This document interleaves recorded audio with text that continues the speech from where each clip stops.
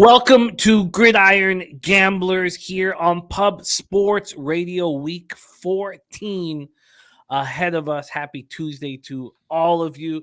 It is great to be joined by my co-host, Andy Molitor of BetSperts and the Deep Dive Podcast. Andy, how are you, my friend?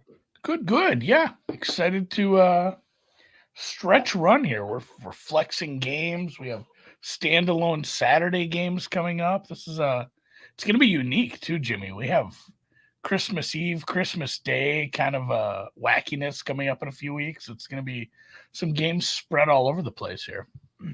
Yeah, it's going to be fun. It's going to be a fun last 14, 15, 5 weeks of the season, of the regular season before we focus on playoff time. I'm coming off a tough week. I saved it a little bit near the end of it. And in fact, if that Miami 49ers under had have cashed, which I thought you deserved a better fate there. Yeah, then it would have been decent enough. But in the end, it was a rough week. It was a rough week. It's too bad that was such a big turning point for me. 4-7, ugly. I got off to an ugly start. Patriots +5. Should have bought off Tennessee +5. It just became this very public dog, and we all know what happens to them. They fucking lose.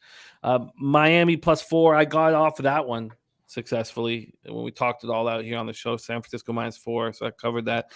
Green Bay first half -3. They cashed the full game -4. You cashed that as well. Baltimore blew up in my face. That was the beginning of a Sunday that was just pretty awful. New Orleans Tampa Bay under 40 yesterday was very easy, and the Miami team total under 19.5 cashed.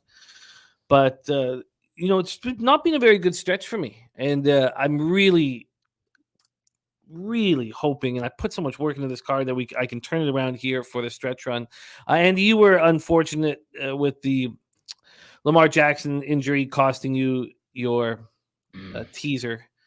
And not only that, but I played a lot of teasers last week. I ended up going small on a bunch of them, and basically any other teaser leg came through. So I had a lot of nice 2-team combos that got there.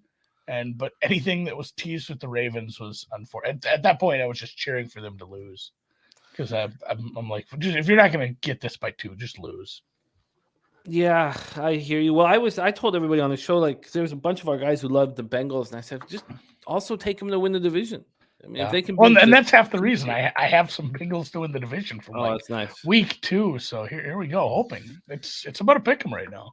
Yeah, and it should be. It should be. Thank you guys all so much for joining us here in the chat. The Nuke Worker in the house joining us as well. Up, fellas. New week, new opportunities. Let's roll. Troy Torrance.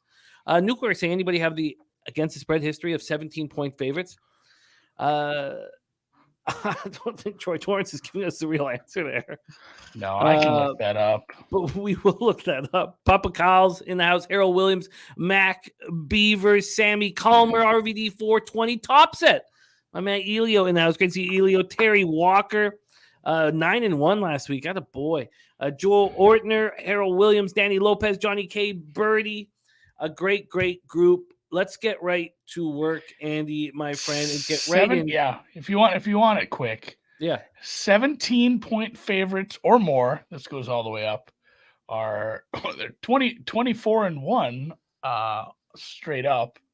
If anybody can name that loser, that would be a fun one. But It is a 10-15 against the spread all time, 11-14 to the under going way back. And it's funny how they listed it's a game from 1995 and they list them as the Commanders, which is weird because they were definitely the Redskins, but it was a Cowboys game. The Cowboys in 95 got upset as a 17.5-point favorite. That's It's been a while. Don't think we see that this weekend. Yeah. The Texans, the Sharps have been all over them, and what are they? They're in the 7-game losing streak. They're 1-6 against the spread. Tough to trust. There's Leo said it, Larry Gar, Sky Dragon in the house. Let's hammer away, Andy. We start with the Thursday nighter, December 8th, 8:15 p.m. Eastern. Las Vegas Raiders 5-7, 2-5 on the road. At the LA Rams 3-9, 2-5 at home. SoFi Stadium in Inglewood, California. We'll start with the line history here. This opened up with the Rams as 5.5-point dogs. They're now 6.5-point dogs. You can get them at 6 at some of these books.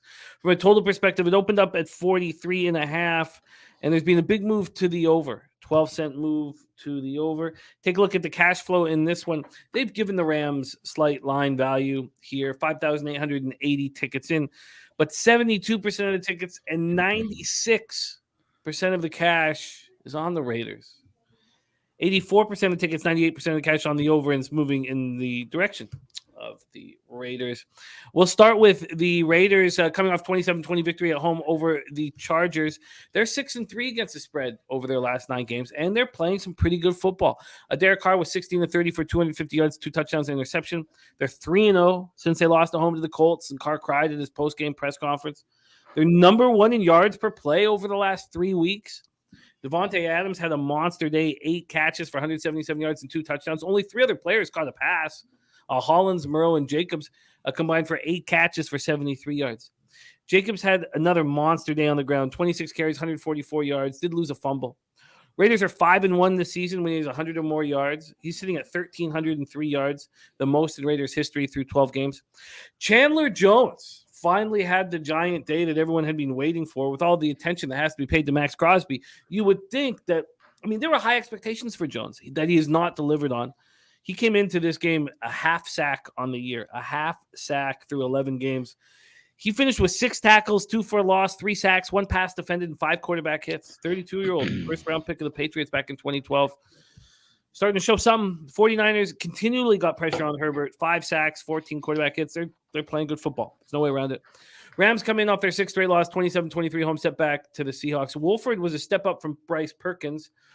They signed Baker Mayfield today, but I don't see how he possibly be in the lineup here for a Thursday night. There's just no chance, right? But Wolford has a neck injury, and the neck injury was what I thought maybe was, but I don't see how they could possibly put Baker in. Now, it's got to be Bryce Perkins, and Baker will watch for a week, if anything.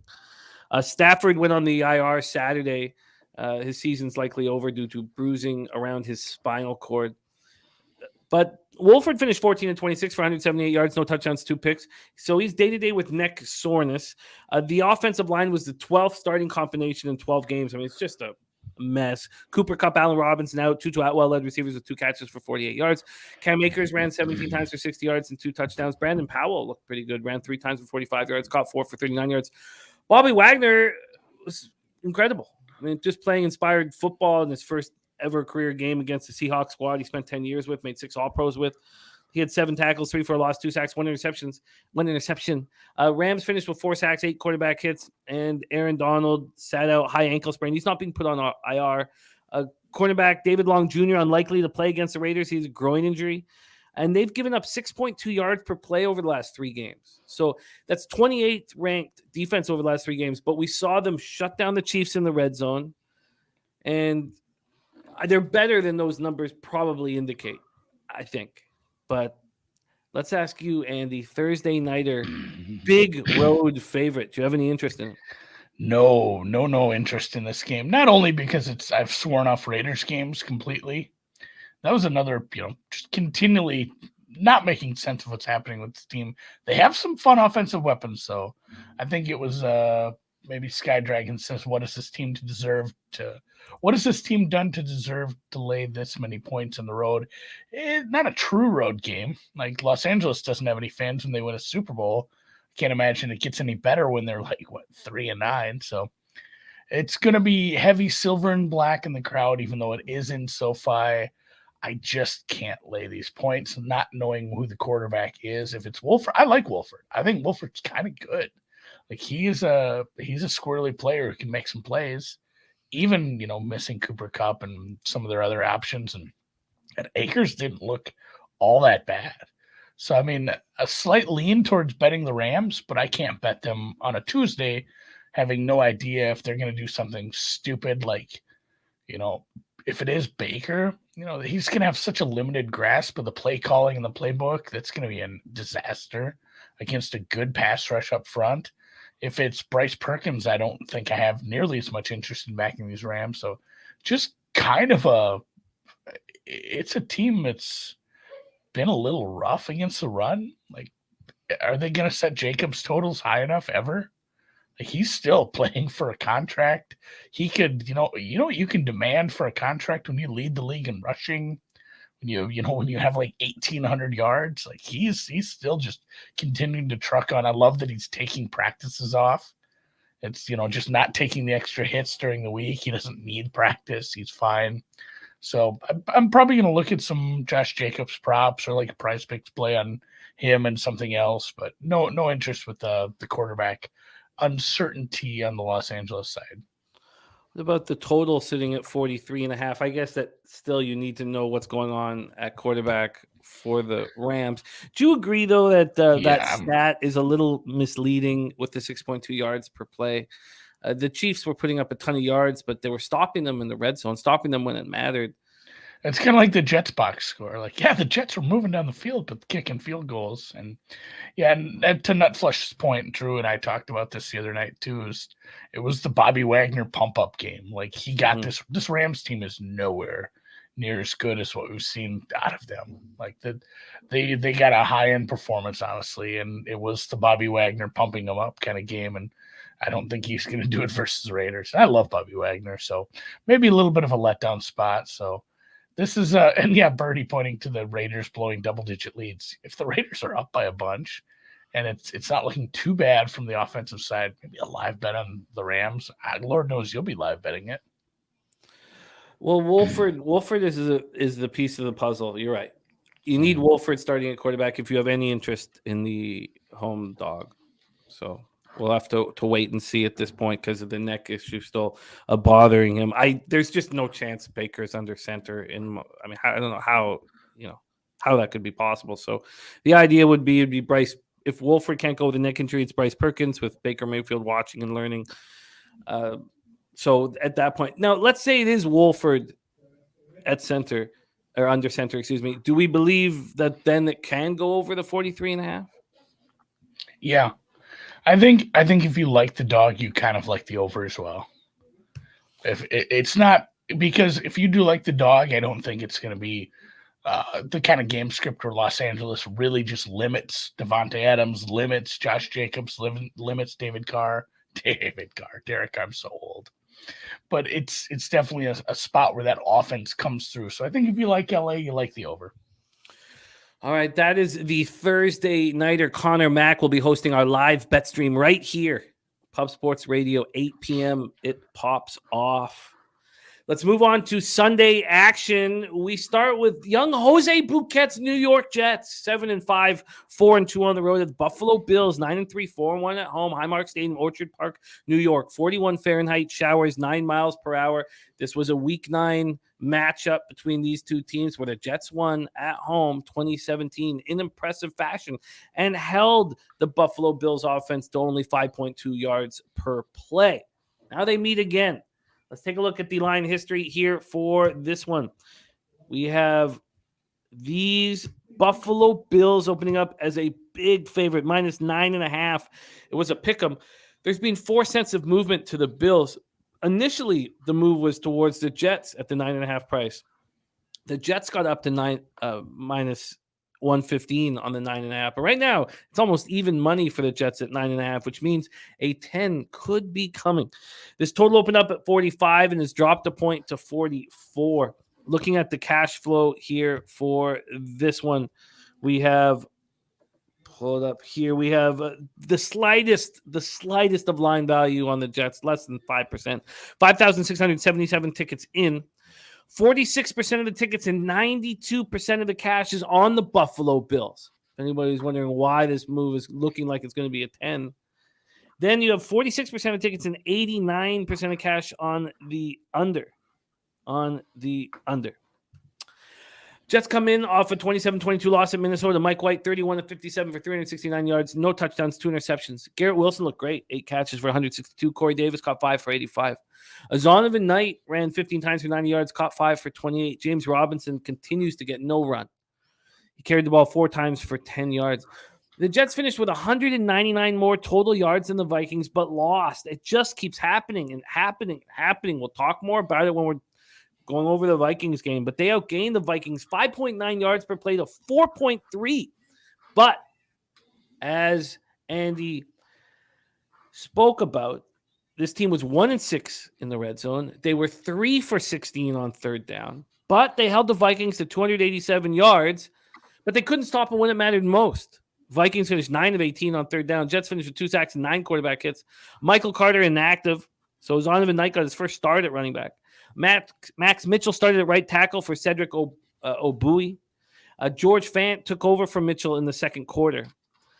The Bills come in off extra rest and prep after their easy 24-10 win at the Patriots last Thursday. Josh Allen, 22 of 33, 223 yards, 2 touchdowns, became the first player in NFL history with 3 seasons of 25 passing touchdowns and 5 rushing touchdowns. They were 9 of 13 on third down, 3 for 3 in the red zone, completely dominated the football game. Stephon Diggs had 7 receptions for 92 yards and a touchdown. First player in team history to record multiple seasons with 10-plus receiving touchdowns. Isaiah McKenzie looks like the number 2 out there, taking Gabe Davis' spot. 5 catches for 44 yards. James Cook ran 14 times for 64 yards and caught 4 for 41. This defense finished with just 1 sack and 4 quarterback hits, but they completely neutralized the Pats' offense. And they were without Von Miller, who, he thought he could be back for this game, but he's been put on IR. It's not up to him. And Greg Russo and AJ Epinesa came back, and they were I think Russo and Epinesa, if you add them and take off Von Miller, you're probably stronger defense. Tremaine Edmonds, Tre'Davious White have also returned the lineup to give them more punch. They held the Pats to 242 yards of offense and 3 for 12 on third down. Jordan Phillips left with a shoulder issue. He gave himself clean bill of health. He's good to go. Yeah. He could have come back in. Quisenberry left late in the third quarter with an ankle injury. Deion Dawkins was sat, and Quisenberry replaced him. And so troublesome knee issues for Quisenberry. That's the situation. So Deion Dawkins with an ankle injury, Quisenberry with a knee injury. So we'll see if they are in the lineup here come Sunday. Here we go. Jets, Bills. This one will be fun in the rain, it looks like. Take it away for us, Andy. Yeah, I think that's why you're seeing some under money. But it's Tuesday, and we're predicting bad weather like 5-6 days in advance. I played this over. It's still a Bills team who I like what the offense is doing. And honestly, as far as dropbacks, EPA per dropback and against the pass, it's still a below average defense. They've been okay defending the run, but it's just another week where I don't think Mike White is good, but it's going to be the 3rd straight week where he's playing a defense that can be attacked through the air. And they, like everybody knows, they deserved more points than they scored last week. The Bills' defense is better than Minnesota, but I still think the Bills get theirs here. This total should be 45. I understand the move to the under here. The Jets' defense is good, but it's beatable. Buffalo's offense is top 5 for me right now. So, excuse me. It's going to be a fighting a cold today. This is my flu game again. Me and Jimmy are just sickly. We're sick individuals betting the NFL this much, but we're sickly too because we have kids. I did take this over. I think I'm fine with that right now, even though it did move a little off the Sunday number down. If this is a spot where the weather turns out to be fine, I think you'll see some Sunday money on this over too, and it's going to close a little higher. And if it rains, I guess I'm shit out of luck. But for the most part, rain does not affect the totals unless it's, like the Niners-Bears game where the rain was just outlandish. Like, a little bit of rain is not going to stop teams from moving the ball, from throwing, from scoring. It's really once the wind kicks in. So I don't think the wind's going to be too bad. I like these offenses, especially the Jets offense against a Bills team that can be beat through the air. We can get you an over 43.5 at -108, currently available at Heritage. 43.5 -108, 44 is on the board. BetCris bookmaker moved to 43.5 as well. And no, it's not Birdie. Not the public's not all over the Jets, but 54% of the tickets out of just under 6,000 are on the Jets, but just 8% of the cash. Big bets have been coming in on the Bills. Over 43.5 at -108. And if you had a free $500 bet on the side at 9.5, who would it be on? Man, probably still the Jets. I think it's too many points. I do think it's too many points for an offense that's clicking a little, and it's a good enough defense to keep the Bills from putting up 40. I do think this is like a 28-21 kind of game. Leo said it, says Jets cover. Mac Beaver says Bills unlikely to relinquish the number 1 seed. Troy Torrance says great opportunity for unders here, mostly in the prop market. Terry Walker leaning towards the Bills. And Birdie says this line is nuts, in my opinion. He says no rush to bet this, hoping we get a 10. Jets are being massively disrespected here. The Bills team is not as good as they appear. All right, there you have it. That's Jets Bills here. Andy on the over 43.5 at -108. I want to see what happens to this line. I certainly don't want to. I agree that the Jets should be alive here at this spread, but the fact that the big bets are still coming in on the Bills and it looks like a 10 is imminent just makes me want to take some time here and watch the market. That's the Highmark Stadium, Orchard Park, New York, Jets, Bills. Let's move on to the next game on the card, 1 p.m. Eastern. Cleveland Browns, 5-7, 2-4 on the road at Cincinnati Bengals, 8-4, 4-1 at home at Paycor Stadium, Cincinnati, Ohio. 45 Fahrenheit, mostly cloudy, 6 miles per hour. Take a look at the line history of this one here. Opened up with these Bengals -4.5 that went away quickly. We now have -6 on the board. From a total perspective, it opened up at 49.5 and has dropped down to 47.5. Let's take a look at the cash flow here for this one. 5,931 tickets in. Sports Insights has given line value to the Cincinnati Bengals, slight line value, about 15% at this number. But the bigger bets are coming in on the Browns. 19% of the tickets on the Browns, 56% of the cash. Obviously, the market shows no concern moving this to 6. 73% of the tickets are on the under, and we don't have a cash count. We won't have a cash count for 5 of these games for totals right now. The Deshaun Watson era got off to a disappointing start. 12 of 22, 131 yards, no touchdowns, 1 interception in a 27-14 Browns win at the Texans. 53.4 quarterback rating was the lowest of his career. The Browns only put up 304 yards of offense. I mean, Donovan Peoples-Jones caught 3 passes for 44 yards, returned a punt, 76 yards for a touchdown. Amari Cooper caught 4 for 40. Njoku wasn't in the lineup. Chubb ran 17 times for 80. Denzel Ward returned a fumble for a touchdown. Tony Fields had an interception for a touchdown. John Johnson also had an interception. Cleveland didn't score on offense until a 43-yard field goal made it 17-8 with 10 minutes remaining. They got just 14 first downs. I just felt awful for everybody on the Texans because, you guys were right. And the idea that, Bobano still hit his Cleveland Browns team total over. Just shocking here. And the great for Bobano. I don't mean anything negative about that, but just shocking that the Browns could be so porous defense or offensively and still cash for everybody. And this wasn't, the Texans were just awful, just atrocious. The Browns held the Texans offense to 1 of 12 on third down. The Browns did finish with 0 sacks and 2 quarterback hits, but they didn't need to put pressure. David Bell, wide receiver, injured his hand in the first quarter. Anthony Schwartz left in the third quarter. He's in concussion protocol.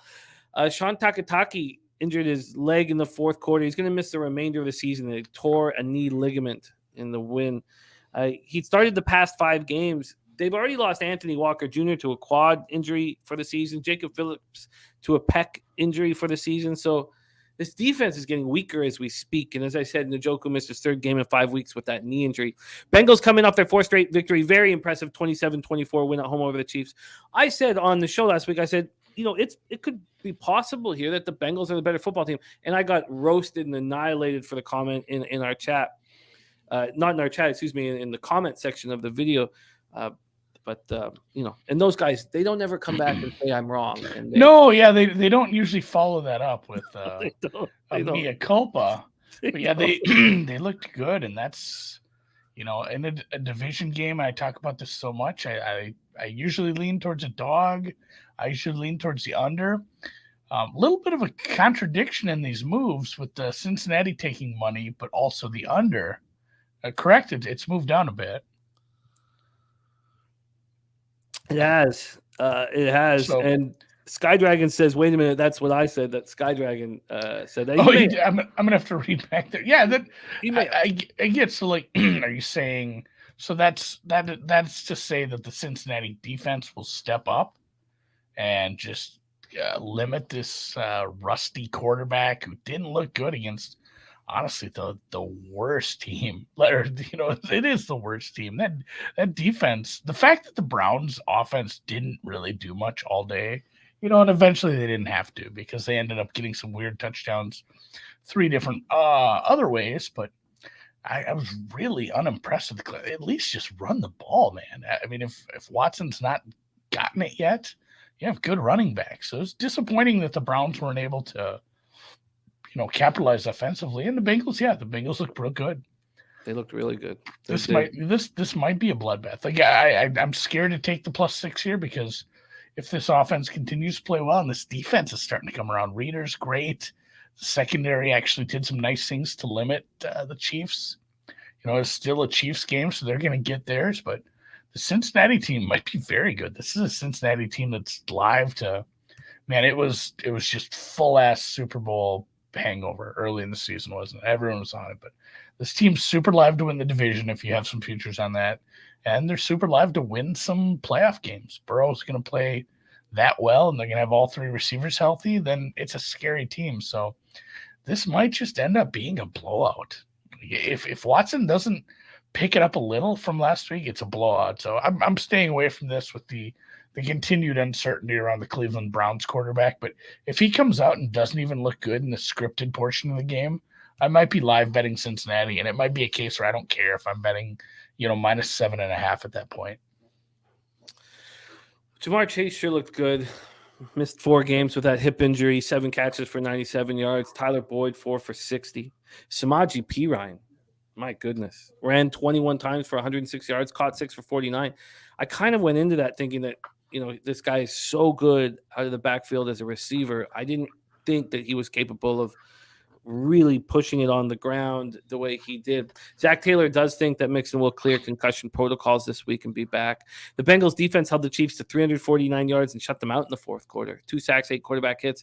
Tight end Hayden Hurst suffered a right calf injury in the first half. He was ruled out, and he's doubtful to go this week. So Hayden Hurst is unlikely, or doubtful. Should leave it at that. 6.2 yards per play over the last 3 games for these Bengals. 6.5 yards per play against the Chiefs. And all of a sudden, this offensive line is protecting Burrow. All of a sudden, they're playing like one of the best offensive lines in the NFL. Over his last 3 games, Burrow has been sacked on 3.6% of his dropbacks. That's the 6th best mark in the NFL over that stretch. I think Birdie's right. Cincinnati coming off a huge win versus the Chiefs. I mean, we see what happens when teams come off these sort of season-defining wins. And we saw what happened with the Jaguars last week. That would make the Bengals sort of very close to a no-go. But I don't want anything to do with the Browns until we see something from Deshaun Watson. So, Birdie says Bengals have Tampa Bay next week. Rick Schaub giving us Bengals 35-0 at the half again. Alex Ramirez says high-powered offense clicking Bengals dominant. And yeah, I at this point, the whole idea of selling high and buying low, or trying to at least. Nutflush says, like we talked to me, if Burrow is not getting rushed, then the team totals are gold with Cincinnati. Maybe that's a way to look at it here. Team totals. What do you think of this total overall right now, sitting at 47.5? Do you agree with this 2-point move down from 49.5? Yeah, like I said, I don't quite understand it. If Cincinnati's taking money, I guess the sentiment in the market is that the Browns offense isn't going to be as good with Deshaun Watson, which is funny considering what they gave up to get him. This is your franchise quarterback, but he might just be, he might just be bad right now while he gets the rust knocked off and tries to figure out a new offense. Mac Beaver says Garrett gave Brady fits. Myles Garrett is hurt. I mean, the best move would have been to take his under a half sack last game, because he talked about how much pain his shoulder's in. He said, it felt like I broke something. I had so much pain, but of course he's there in the lineup. He does not look good. And how many injuries is the Browns defense going to take. So, all right, there's no chance I want anything to do with the Browns here. No. But I don't want to buy the Bengals after their win over the Chiefs. So this is going to take more time for a move. We've seen the total drop 2 points. Let's move on to the next spot on the board. 1 p.m. Eastern. Houston Texans 1-10-1, 1-5 on the road. Dallas Cowboys 9-3, 6-1 at home. We're at AT&T Stadium in Arlington, Texas. Again, we'll start with the line history in Texans Cowboys. Texans Cowboys. Let's pull this up here. We have the Texans opening up at plus 17.5. This got to 16 today at 1 p.m., but back to 17, juiced 17. The totals sitting at 44.5, was at 44. We already heard from Andy, who gave us the against the spread look. I guess so. A 24-1 straight up. The last 25 teams that have been 17 or higher favorites, and 10-5 against the spread over that time. Sky Dragon says Houston plus 17, and the under says 14 seems more reasonable. I agree. Let's see where the cash lies here. Again, it's very difficult to put your money on Houston because even Sports Insight's still giving Dallas line value here. 4,004 tickets in. Dallas getting about 40% line value. Sports Insights, 59% of the tickets, 67% of cash on Dallas, 56% of the tickets on the under. Texans come in off their seventh straight loss, a disappointing 27-14 setback at home to the Browns. 1-6 against the spread in those 7 games. In the second game since replacing Davis Mills, Kyle Allen was atrocious. I don't understand it. We know what Kyle Allen's going to give you. You've invested all this time in Davis Mills, and we still don't. He has a higher upside, you have to admit, than Kyle Allen. We just know what Kyle Allen's going to give you. This move to Kyle Allen just makes no sense to me. He finished 20 of 39 for 201 yards, 1 touchdown, 2 interceptions, lost a fumble. Texans finished with 283 yards, went 1 of 12 on third down. Brandon Cooks inactive due to a calf injury. Chris Moore, 3 catches for 46. Brevin Jordan, 4 for 46. Nico Collin, 3 for 35, and a meaningless late TD. Damian Pierce ran 18 times for 73 yards. The defense did their best to keep the Texans in it. They held the Browns to 14 first downs, 304 total yards, 1 sack, 4 quarterback hits. Jalen Petrie, big pick in the end zone, ran it out for 29 yards. So there are some good things about this football team. And that's the reason why until this week, which is, we'll see if it changes, but the Sharps have been on them almost every week. Their 12th and third down defense, their 7th in red zone defense. And that's something, that's something. Rex Burkhead missed the game with a concussion, and their backup running back, Troy Hairston, injured his ribs in the second quarter. Cowboys coming off a dominant 54-19 victory over the Colts, outscored the Colts 33-0 in the fourth quarter. Third time in NFL history, a team has scored 33 points in the fourth quarter. 33 or more. Dak Prescott, 20 of 30 for 170 yards, 3 touchdowns and a pick. CeeDee Lamb, 5 catches for 71, a touchdown. Tony Pollard just looks so good. 12 carries for 91 yards, 2 touchdowns, caught 2 for 15. Zeke had 17 carries for 77 yards, a touchdown, caught 3 for 15. Cowboys went 7 of 13 on third down, 4-4 in the red zone. Finished with their defense looked strong. 3 sacks, 7 quarterback hits. Deron Bland had 2 interceptions. Malik Hooker had 1. But Anthony Brown tore his Achilles, and he's done for the season. So we saw Anthony Brown leave in the Packers game with a concussion, and the Packers put up huge numbers once Anthony Brown went down. On the very first series without Anthony Brown, Calvin Joseph allowed a touchdown. Joseph, 2021 second-round pick, has not looked good. They're already missing Jordan Lewis, their nickel cornerback. He had the season-ending foot injury in week 9. There is Kendall Sheffield on the practice squad. Maybe it's just something we keep a notice of and pay attention to. Maybe it's something that, whether it's Davis Mills or Kyle Allen, they won't be able to take advantage of it. Take it away for us here. Can you give us some clarity on this enormous favorite in the Dallas Cowboys?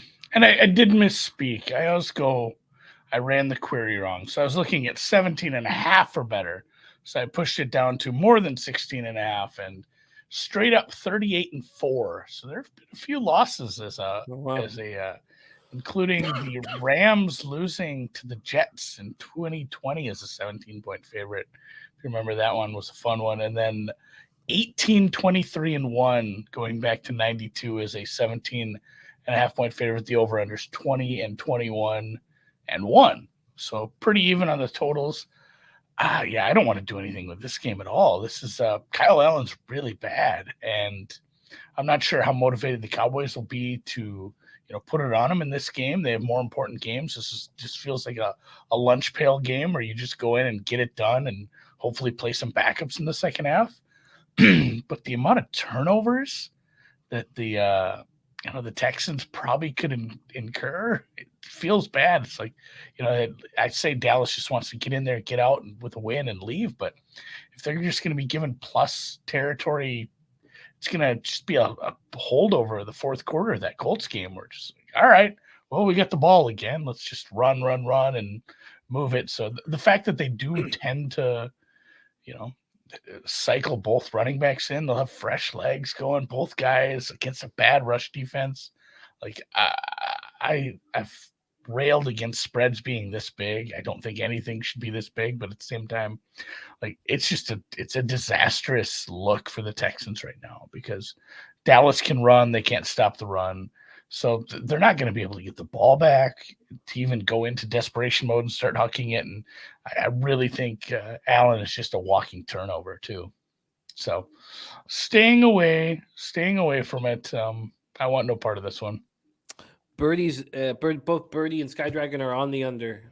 Would you agree with that look if you were given a free $500 bet on the total? So I do agree with that. I think I was looking at Texans team total under because it doesn't even feel like they'll be able to do much against this defense in garbage time. It's really not looking good right now for the Houston Texans, which is good. You should tank. Go get a high pick. But if this over gets busted, I think it's due to, like I said, short fields for Dallas. I don't mind the first half under. That's maybe a look too. If you can get like a 20, 21 and a half, something along those lines, 22. Not sure what it is right now. So something to look for. I think it could just be like, 20-0 Dallas at half. Birdie says the only motivation here is for Parsons to get sacks and cement Defensive Player of the Year. Game sets up for the home team to dominate. I think the award is important to him. He says, I like the Texans team total under 9.5 at plus 260. Plus 260 going for a big score there. Yeah, I don't think I could ever end up wanting to put money on the Texans, but it's so many points. It's very tempting because, we've said this over and over. A team isn't incentivized to win by 18. They don't care. Just want to get their win. They want to keep up with the Eagles. They want to get in the playoffs. Want to be healthy. Yeah, and you break one play, and then we know that the one thing about the Lovie Smith Texans is that they keep fighting. They keep playing hard late in the game for the backdoor cover. This is ugly. Very ugly. I don't want the Cowboys at this price, but do I want to sit there praying for backdoor cover in the fourth quarter? It doesn't seem like a profitable situation, but I do have a tiny bit of interest in the Texans at this point. Let's keep rolling. Next up for us, the Minnesota Vikings, 10-2, 4-1 on the road at Detroit Lions, 5-7, 3-4 at home. We're at Ford Field in Detroit, Michigan. What a polarizing team the Vikings are for handicappers. You got guys like Rez Mobb who just keeps winning with them. And then you have lots of cappers fading them each week because they're studying the angles and the stats, and it's been tough. The Lions are now favorites here. They opened up as a slight dog. We'll go over to the money line. Money line's a better example. The Lions open up at plus 105. They're now minus 129. There's been a big push on the Lions today because this morning they were minus 119 and they got up to minus 131. From a total perspective, it opened up at 52 and is now at 53. Harold Williams already has Lions minus 1.5 locked in. Sky Dragon took mini money line and under, and Minnesota in a teaser. Let's take a look at the cash flow for this one here, Minnesota, Detroit. We have the highest implied line value of any team here by Sports Insights is these Detroit Lions. Also, this is the most bet game so far on the slate. 9,429 tickets in. 44% of the tickets are on the Lions and 94% of the cash. 52% of tickets are on the over and 72% of the cash on the over. We've seen it move up a point. Vikings coming off yet another win in a tight one-score game, 27-22 at home over the Jets. They've had 9 one-score games this year and won them all. They were outgained 486 to 287 and did enough to get another W. They made plays when they had to, which is what they've done all year. 9 of 18 on third down. Kirk Cousins was 21 of 35 for 173 yards and a touchdown. Justin Jefferson, 7 receptions for 45 yards, touchdown. Dalvin Cook, 20 carries for 86 yards and touchdown. This Vikings defense bent but didn't break. Allowed 486 total yards, but held the Jets to 3 of 16 on third down, 1 and 6 in the red zone. Finished with 1 sack and 8 quarterback hits. Got interceptions from Harrison Smith and Cameron Bynum. Caleb Evans returned from that 2-game absence with the concussion and went right back into protocol in the third quarter. So he's out. He's gone. A defensive end, Jonathan Bullard, bicep injury left in the first quarter. His backup, Ross Blacklock, was sick. Their star left tackle, Christian Darrisaw, is still in concussion protocol. He got back-to-back concussions in games against the Bills and Cowboys. And they're winning football games. They ranked 29th in the NFL in net yards per play. 29th in net yards per play, and they're 10-2. They're 30th in opponent yards per play. They've allowed 6.5 yards per play over the last 3 games. They've scored a touchdown on 25%, or teams have. So this is a big thing that's, we talk about bending but not breaking. Their red zone defense has become very good all of a sudden. I think the sample size is probably too small, but they have the second best record or mark in the NFL over the last 3 games with their red zone defense. And now they're about to meet the Lions, who have the best red zone offense in the NFL. So, it's I don't know how it's so hard to stay off the Lions right now, except that the Vikings just keep winning. Lions coming off an impressive 40-14 beatdown of the Jags at home. The offense looked excellent, 437 total yards, 8 of 12 on third down, 4-4 in the red zone. Goff, 31 of 41 for 340 yards, 2 touchdowns. Amon St. Brown, 11 receptions for 114 yards and 2 touchdowns. Shark looked great, 5 receptions for 98 yards. And DeAndre Swift looked like the old star. 14 carries for 62 yards and a touchdown, 4 passes caught for 49 yards. Jamison Williams played for the first time. He was targeted once. Campbell said just a primer for him to get his legs under him. The number 12 pick in the draft. Lions defense was strong throughout. They held the Jags to 266 total yards, 3 of 12 on third down, finished with 2 sacks and 4 quarterback hits. And Romeo Okwara, their defensive end, who tore his Achilles tendon 14 months ago, he's going to be back in the lineup this week. And Campbell said this is the healthiest we've been all year. Detroit 7th in yards per play at 5.8. Vikings 21st at 5.2. Hard to stay off the Lions. What's your plan here, Andy? Take it away. Vikings, Lions.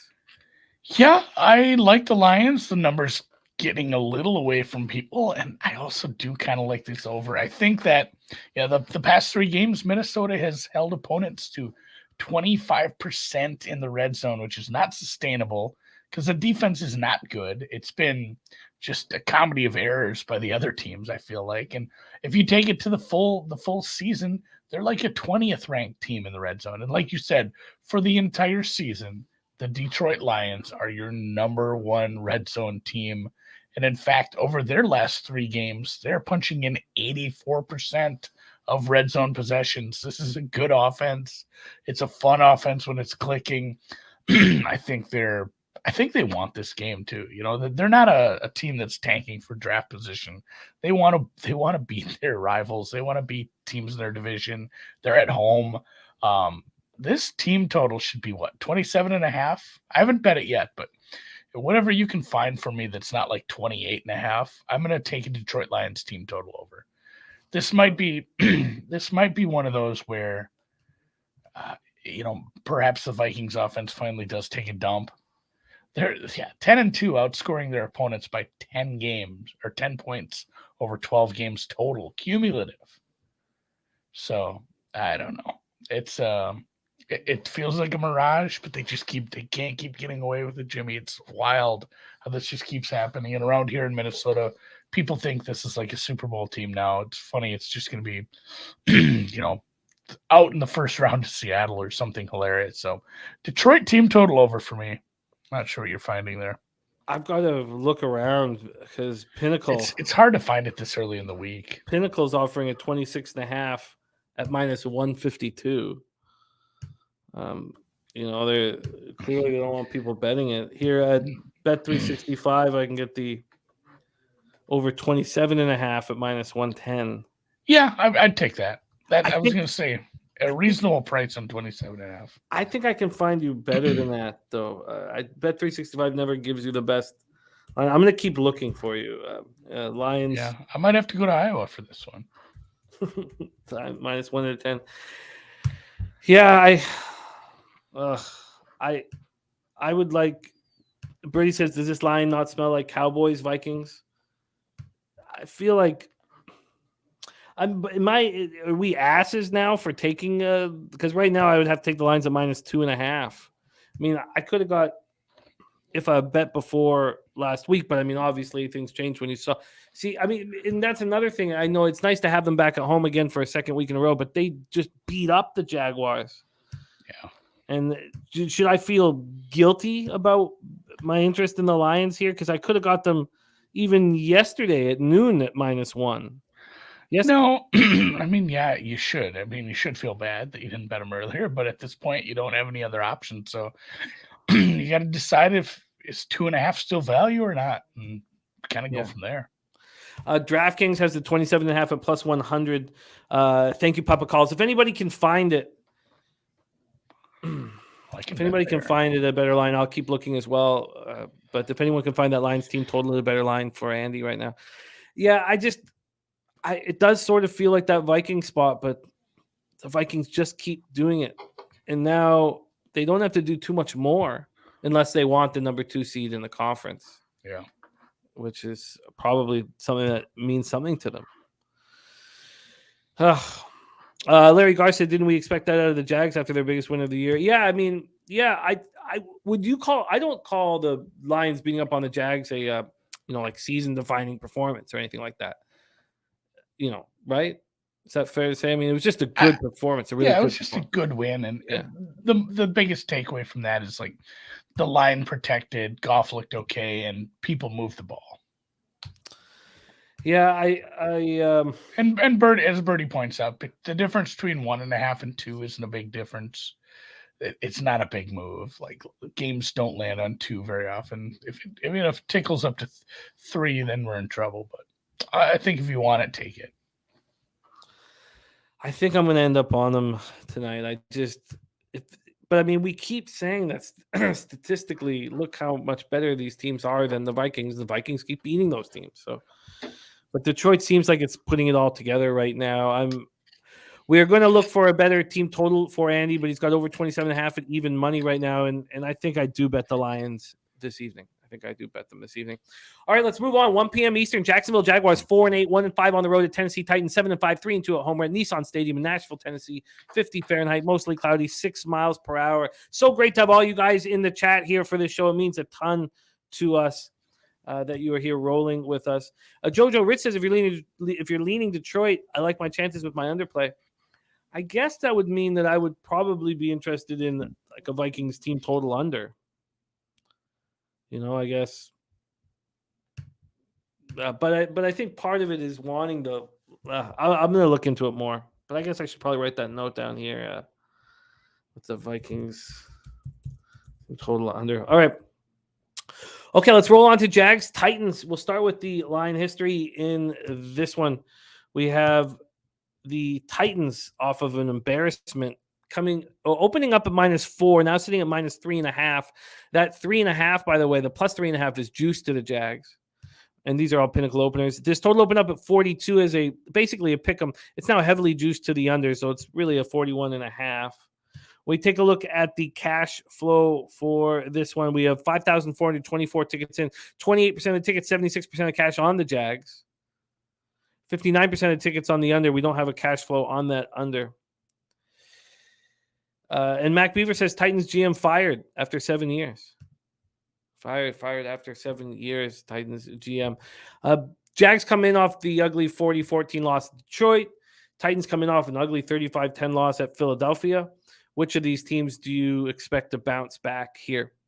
The Jags got beaten in all facets of the game. They were held to 266 total yards, 3 of 12 on third down. Trevor Lawrence, 17 of 31 for 179 yards and a touchdown. Christian Kirk was the lone bright spot, 6 catches for 104 yards. Travis Etienne, 13 carries for 54 yards, caught 3 for 12, lost a fumble. The Jags couldn't stop the Lions at all. Lions scored on all 5 of their drives in the first half. Their first 3 possessions of the second half finished with 2 sacks, 5 quarterback hits. That's a 20th consecutive loss to an NFC team. It's a wild record. The Jags got their linebacker, Chad Muma, ankle injury, was hurt during the game. And free safety, Andre Sisco, didn't play, was inactive with the shoulder injury. The Titans have the 3rd best run defense, but they're bad at defending the pass. And Lawrence has been better on the road this year than he's been at home. And he's going to have to take advantage of that. Titans come in off an ugly 35-10 loss at Philly, held to 11 first downs, 209 yards of offense. Tannehill, 14 and 22, 141 yards, and a touchdown. Treylon Burks caught that beautiful 25-yard pass. And then Marcus Epps, helmet to helmet. He's in concussion protocol. It was a spectacular job of holding on to the ball. Okonkwo had 4 receptions for 68 yards. Derrick Henry shut down again, 11 carries for 30 yards. Defense was pitiful. Eagles put up 453 yards on them. They finished with 2 sacks, 3 quarterback hits, and Christian Fulton suffered a groin injury. He's already been ruled out this week. So you have a bad pass defense, and now you lose Fulton.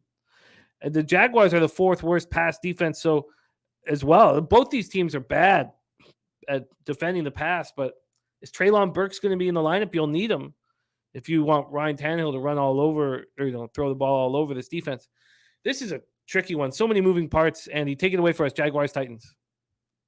Yeah, I almost did look at this over, but with the Burks injury and a few other things not really hashing out the right way, I'm a little confused at what to do with this one. The Jags, it's not like they have nothing to play for, but the Titans certainly need the bounce back. Just they're still very live to obviously win the division, host a playoff game, make some noise in the playoffs. They're a well-coached team that has some pieces that have worked out. The Burks injury sucks. I don't think he plays. And it's funny, this team has been above average through the air as far as just efficiency. I know it's not like some air raid fun, throw it deep offense, but what they've worked with throughout the season, they've been okay through the air. So this is an offense that probably still will be effective against this Jags defense. It's just this Jag defense has been really bad against the pass. And I just don't know if Tannehill minus Burks is going to be, enough to take advantage of that. It's probably too many points. I would lean towards taking Jacksonville here, but I'm not playing this one. This is maybe a quit spot for Jacksonville. Yeah, it's a tough one. There's no doubt about it. Newcomer says Tennessee lost 2 straight to Cincinnati and Philadelphia. Says this will be a cakewalk. Well, that's an angle for sure. Yeah, you just played 2 teams that could be in the Super Bowl, and now you're facing a team and not only that, but Lawrence is banged up.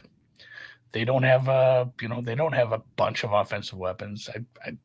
I hate to make it a little value on the Jags, but I'd rather play Tennessee, if you understand my meaning.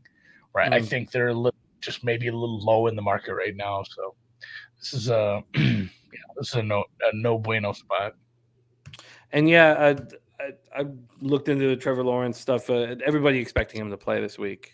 Yeah, so obviously you want to wait. I mean, he'll be on the Wednesday injury report, but everybody expecting him to play.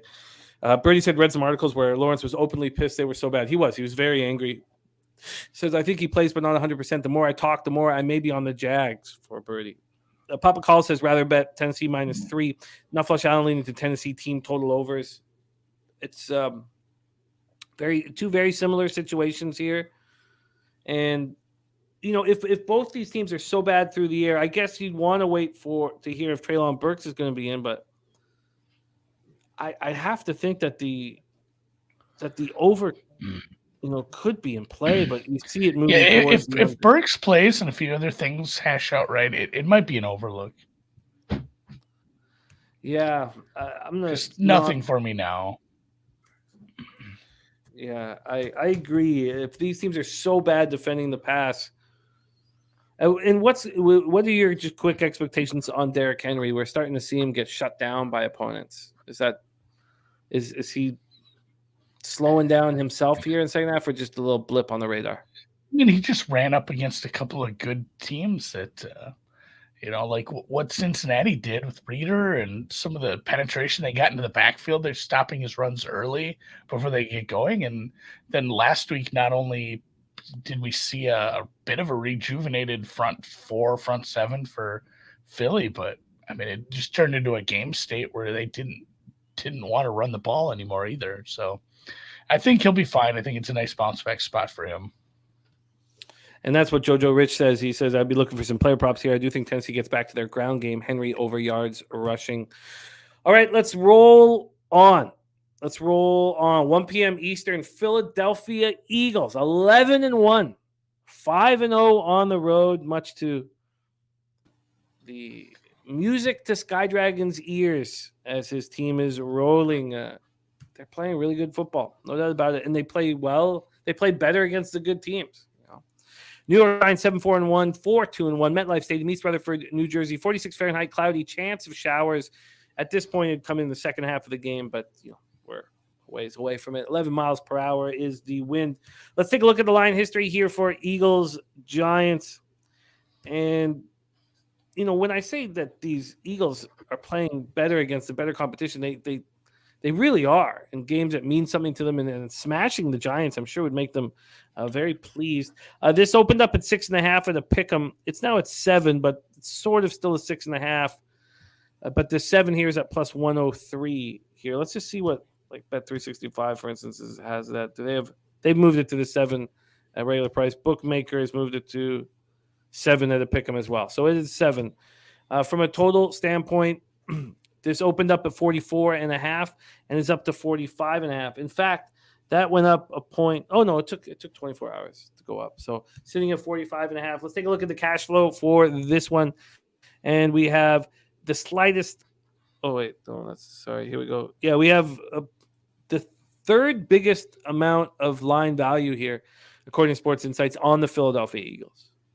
So the only two teams with higher implied value this week is the Detroit Lions and the Miami Dolphins. So we have 5,829 tickets in, 40% of the tickets on the Giants and 83% of the cash, but the market's moving towards the Eagles as the 6.5s are off the board now. 68% of tickets are on the over. We don't have a cash flow there. Eagles coming off a dominant 35-10 victory at home over the Titans. It's the first time the Eagles have been 11-1 since 2004, fourth time in franchise history.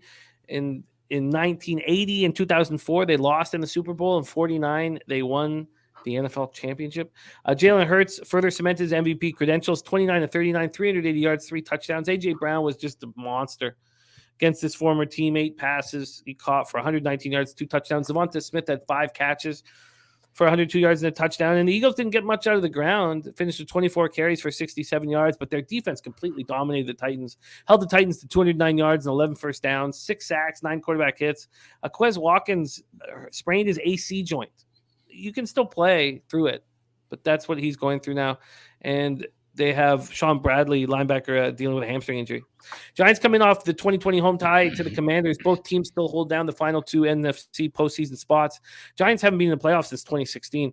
DJ was 25-31 for 200 yards, a touchdown, no picks. He also ran 12 times for 71 yards, did lose a fumble. Slayton looked good, 6 receptions for 90. Isaiah Hodgins got 5 for 44 and a touchdown. Saquon Barkley looked better, 18 carries for 863 yards, a touchdown, caught 5 for 18 yards. But they were just 4-13 on third down. The defense was strong. I mean, they sort of did the Vikings thing where they bent but didn't break. They allowed a ton of yards. They finished with 5 sacks, 10 quarterback hits, and the Commanders put up 411 yards of offense. But the Giants held them to 3 of 14 on third down. They got Aziz back from IR, linebacker Aziz Joulari, and that helped. He looked good. Now it's Leonard Williams with a neck injury is the problem. Dable today said that he's sore, but they're uncertain what his status is going to be for Sunday. Adoree Jackson missed the last 2 games with a sprained MCL. He's getting better, but Dable said it's too early to tell if he'll be back. And the same thing with Xavier McKinney, who's been out, their captain and safety, who's been out with the hand injury that he suffered from Cabo. So, and they can't club it up. They can't put a massive hand wrap on his injured hand, they say. The Giants allow 5.1 yards per carry, the third most in the NFL. The Giants don't have corners to deal with A.J. Brown or Devonta Smith. I don't know how they're going to stop the run game at all. I understand why it's gone from 6.5 to 7 with the Eagles. I don't quite understand. I guess divisional game, the Giants keep it close. I don't see the angle for the Giants, but home dog in the division, I guess, is the angle, not X's and O's. Take it away for us, Andy. Eagles, Giants. Yeah, you're not gonna make a lot of money betting road favorites in division, but still taking the Eagles here at 7. Like, just I make the number 7 a little over, but situationally, like you said, this was a decent defense, especially in the red zone, but they've had some injuries. They've had some just regression, especially in the red zone. The last 3 games, they're one of the worst red zone teams. And I mean, that even accounts last week where they were halfway okay at times. They gave up a ton of yards to a much inferior offense. And we see the Eagles just hitting their stride. I don't understand what the Giants expect to do to keep up with this team. And it's another one too where I'm gonna take Eagles -7, and then at some point I'm probably gonna come back with the Giants plus like 22. Try to find a live middle on this if it turns into garbage time, because this should probably be higher. I know it's divisional, it's on the road. It's just going to be so difficult for them to slow down this offense, especially in the red zone. And then the Eagles are they're not only against these corners running, but the corners are probably going to be expected to make some tackles against this run game as they get into the third level. So there's too many problems here with the New York team. And my Drew Dinzik, who I do the deep dive with, he called this weeks ago. And I know there's a lot of teams people want to call fraudulent this year: the Vikings, the Seahawks, the Jets, so what have you. But he said this a few weeks ago. He's like, Jets were what, like 7-2, 7-3. I don't remember. Excuse me, the Giants. And he said something. He's like, man, Giants might finish 7-10. It's like it's just getting worse, and the schedule's getting tougher. So it'll be interesting to see how it all fleshes out for them. But yeah, Eagles, I hate it. This is another one too where once it got down to Sunday, I was kind of waiting for Titans money to come in and get me a 3.5. Didn't get it.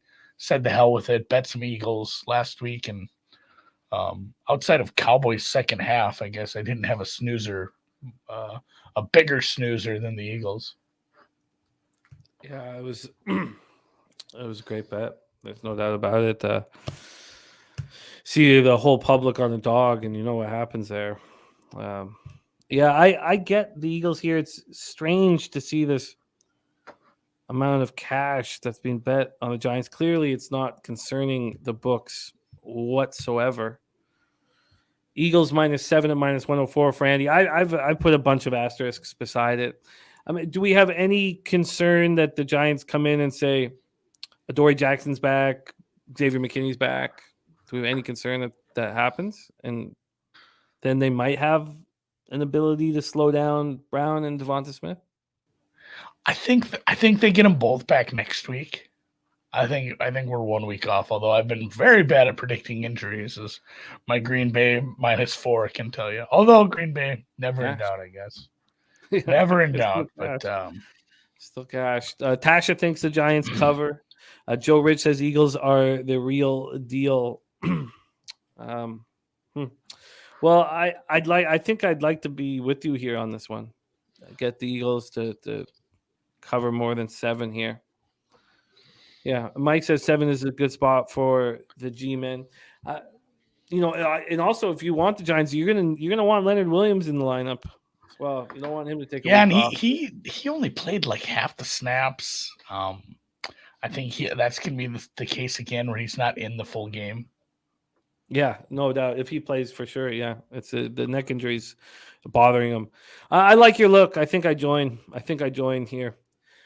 Make that decision tonight. Let's move on. 1 p.m. Eastern, Baltimore Ravens 8-4, 4-2 on the road at Pittsburgh Steelers 5-7, 2-3 at home at Acrisure Stadium, Pittsburgh, Pennsylvania. 45 Fahrenheit showers, 5 miles per hour. And Leo said it has G-Men outright.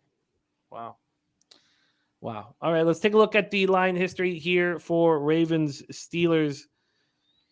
This is going to be an ugly one.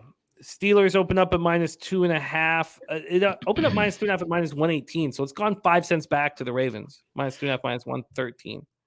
From a total perspective, I know that the books, like if we go to Bet365, how about that? They opened this up, 2 weeks ago, and it was 41.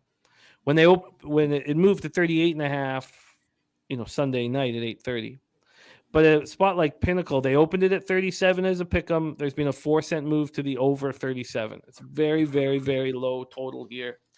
Sky Dragon says Baltimore money line, and I get it. Let's see where the cash lies here. 5,627 tickets in. They've given Sports Insight's given the Steelers about 25%, maybe a little 30% line value.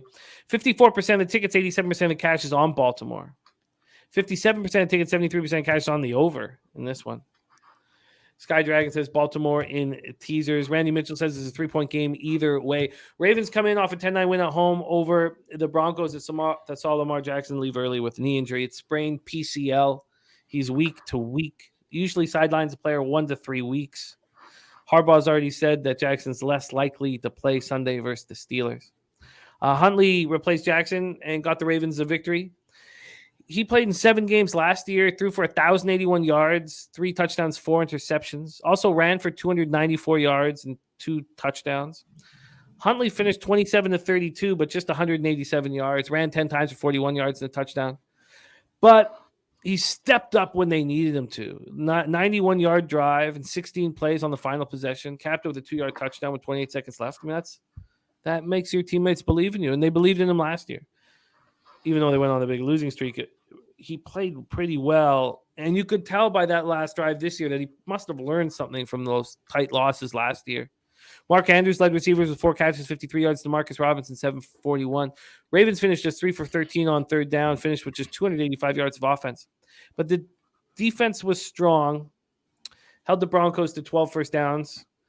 They sacked Wilson twice. They hit him 4 times. They failed to force a turnover for the first time in 14 games, and they also had fewer than 3 sacks for the first time in 8. Patrick Queen was carted off in the fourth quarter with a thigh injury.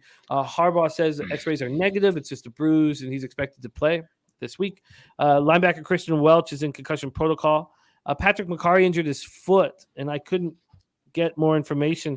They're already missing Ronnie Stanley, who's dealing with the ankle injury on their offensive line. So losing McCarry hurts. Steelers coming off their second straight road win, 19-16 in Atlanta. Kenny Pickett, 16-28 for 197 yards and a touchdown. Now it's gone 4 straight games without an interception. 128 passes without an interception. Steelers are 4-4 in the 8 starts since he's taken over. Freiermuth, 3 catches for 76 yards. Deontay Johnson, 5 for 60. Najee Harris, 17 for 86. The defense was strong throughout. Held the Falcons to 306 total yards, 3 of 10 on third down, 1 sack, 3 quarterback hits. Minkah Fitzpatrick, 7 tackles and a pick. Levi Wallace hurt his arm in the first half. I was trying to get information and I couldn't. So maybe there's nothing to worry about. Strong safety Terrell Edmonds was injured in the first play of the second half. And the right tackle Okorafor is dealing with an undisclosed injury. And I guess we'll have to wait for the Wednesday injury report for that. Take it away for us. This is an interesting one here. I'm looking forward to hear your breakdown, Andy. Ravens Steelers. Yeah, I played this under. I think all these Denver unders have kind of desensitized me to be able to play unders that are in the 30s, whereas in years past, that's a scary proposition.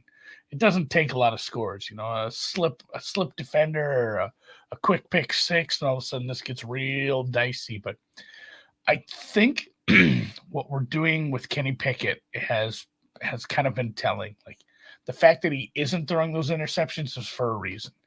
I think they've kind of reined him in. He hasn't been as gunslingery, and that cuts both ways. He's kind of a boom or bust player when he was playing early like that. And now that they've reined him in a little, it's quietly effective, but it's not a dynamic offense. Like I think they can get this win, but I think it's going to be a a similar score line to last week, and both these defenses have played really good. The Baltimore Ravens defense is taking it up kind of a notch here. I have them as a pretty highly ranked defense in my numbers right now, and really the offense without Lamar is kind of dead in the water at times. So I'm fine with it. And the Steelers, middle of the road defense, if you look at their entire season, but they were missing some really important pieces for chunks of that. Like once this Pittsburgh's defense is completely healthy, it's very good. So yeah, kind of biting the bullet here, taking a gross under -37.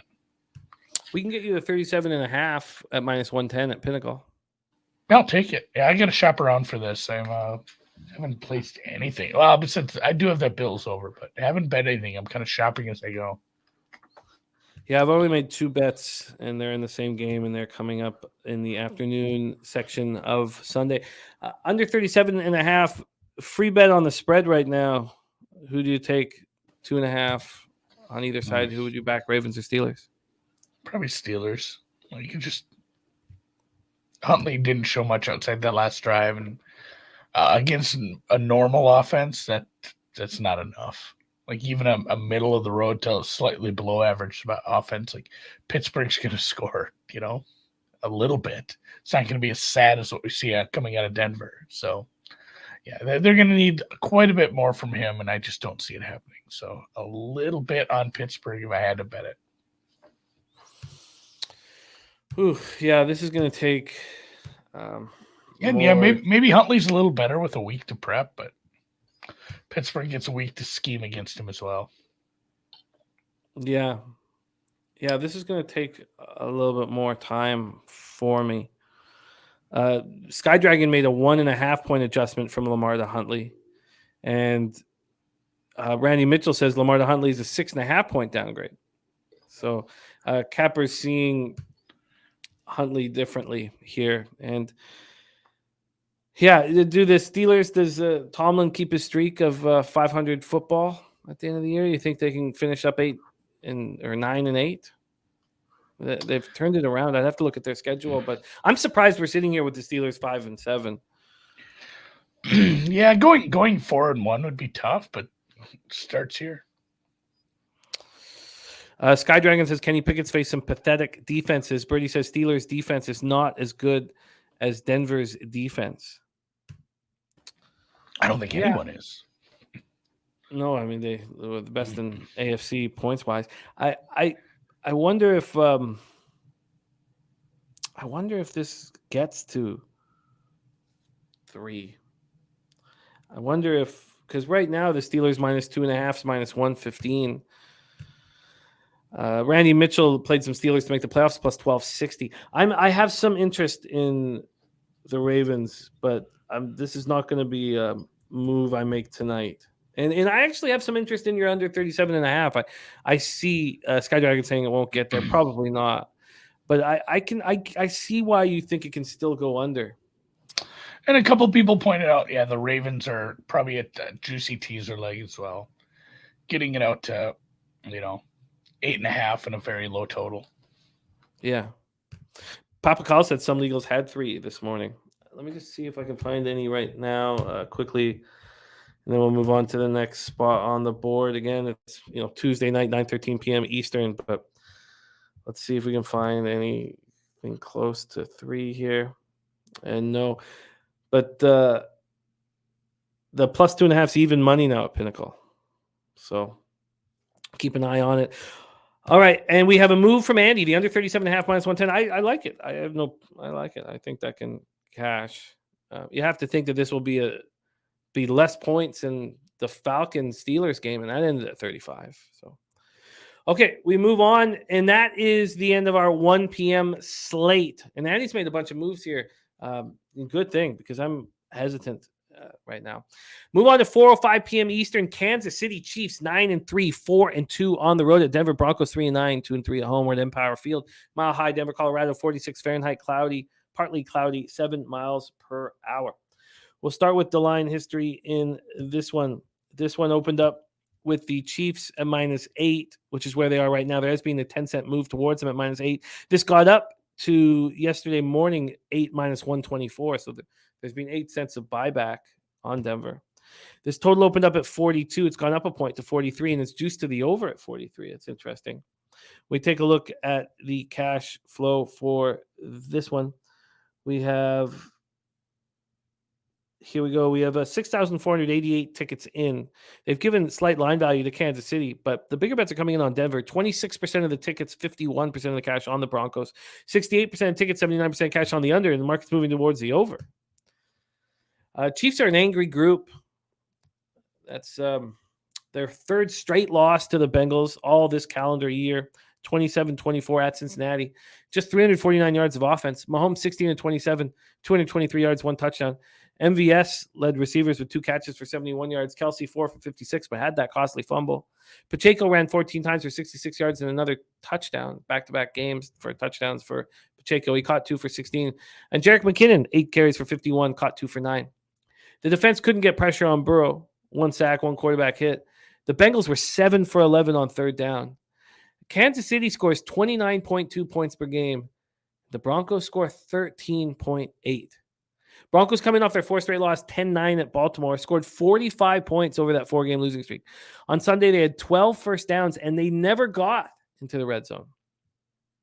Russell Wilson finished 17-22 for 189 yards. Greg Dulcich led receivers with 6 catches for 85 yards. Jerry Jeudy back after missing 2 games with an ankle injury. He caught 4 passes for 65 yards. So those 2 receivers did the bulk of the work. The rest of the Broncos had 8 catches for 39 yards. Cortland Sutton injured his hamstring. He played 23 of the Broncos' 53 offensive snaps before he left the game. He was targeted once, 0 catches. He's their leading receiver, 688 yards, 52 catches. And we know what's happened to their depth at receiver. It's been hammered. Patrick suffered the season-ending knee injury in training camp. Hamler was placed on IR with a hamstring injury of his own. They got Jerry Jeudy back, which helps.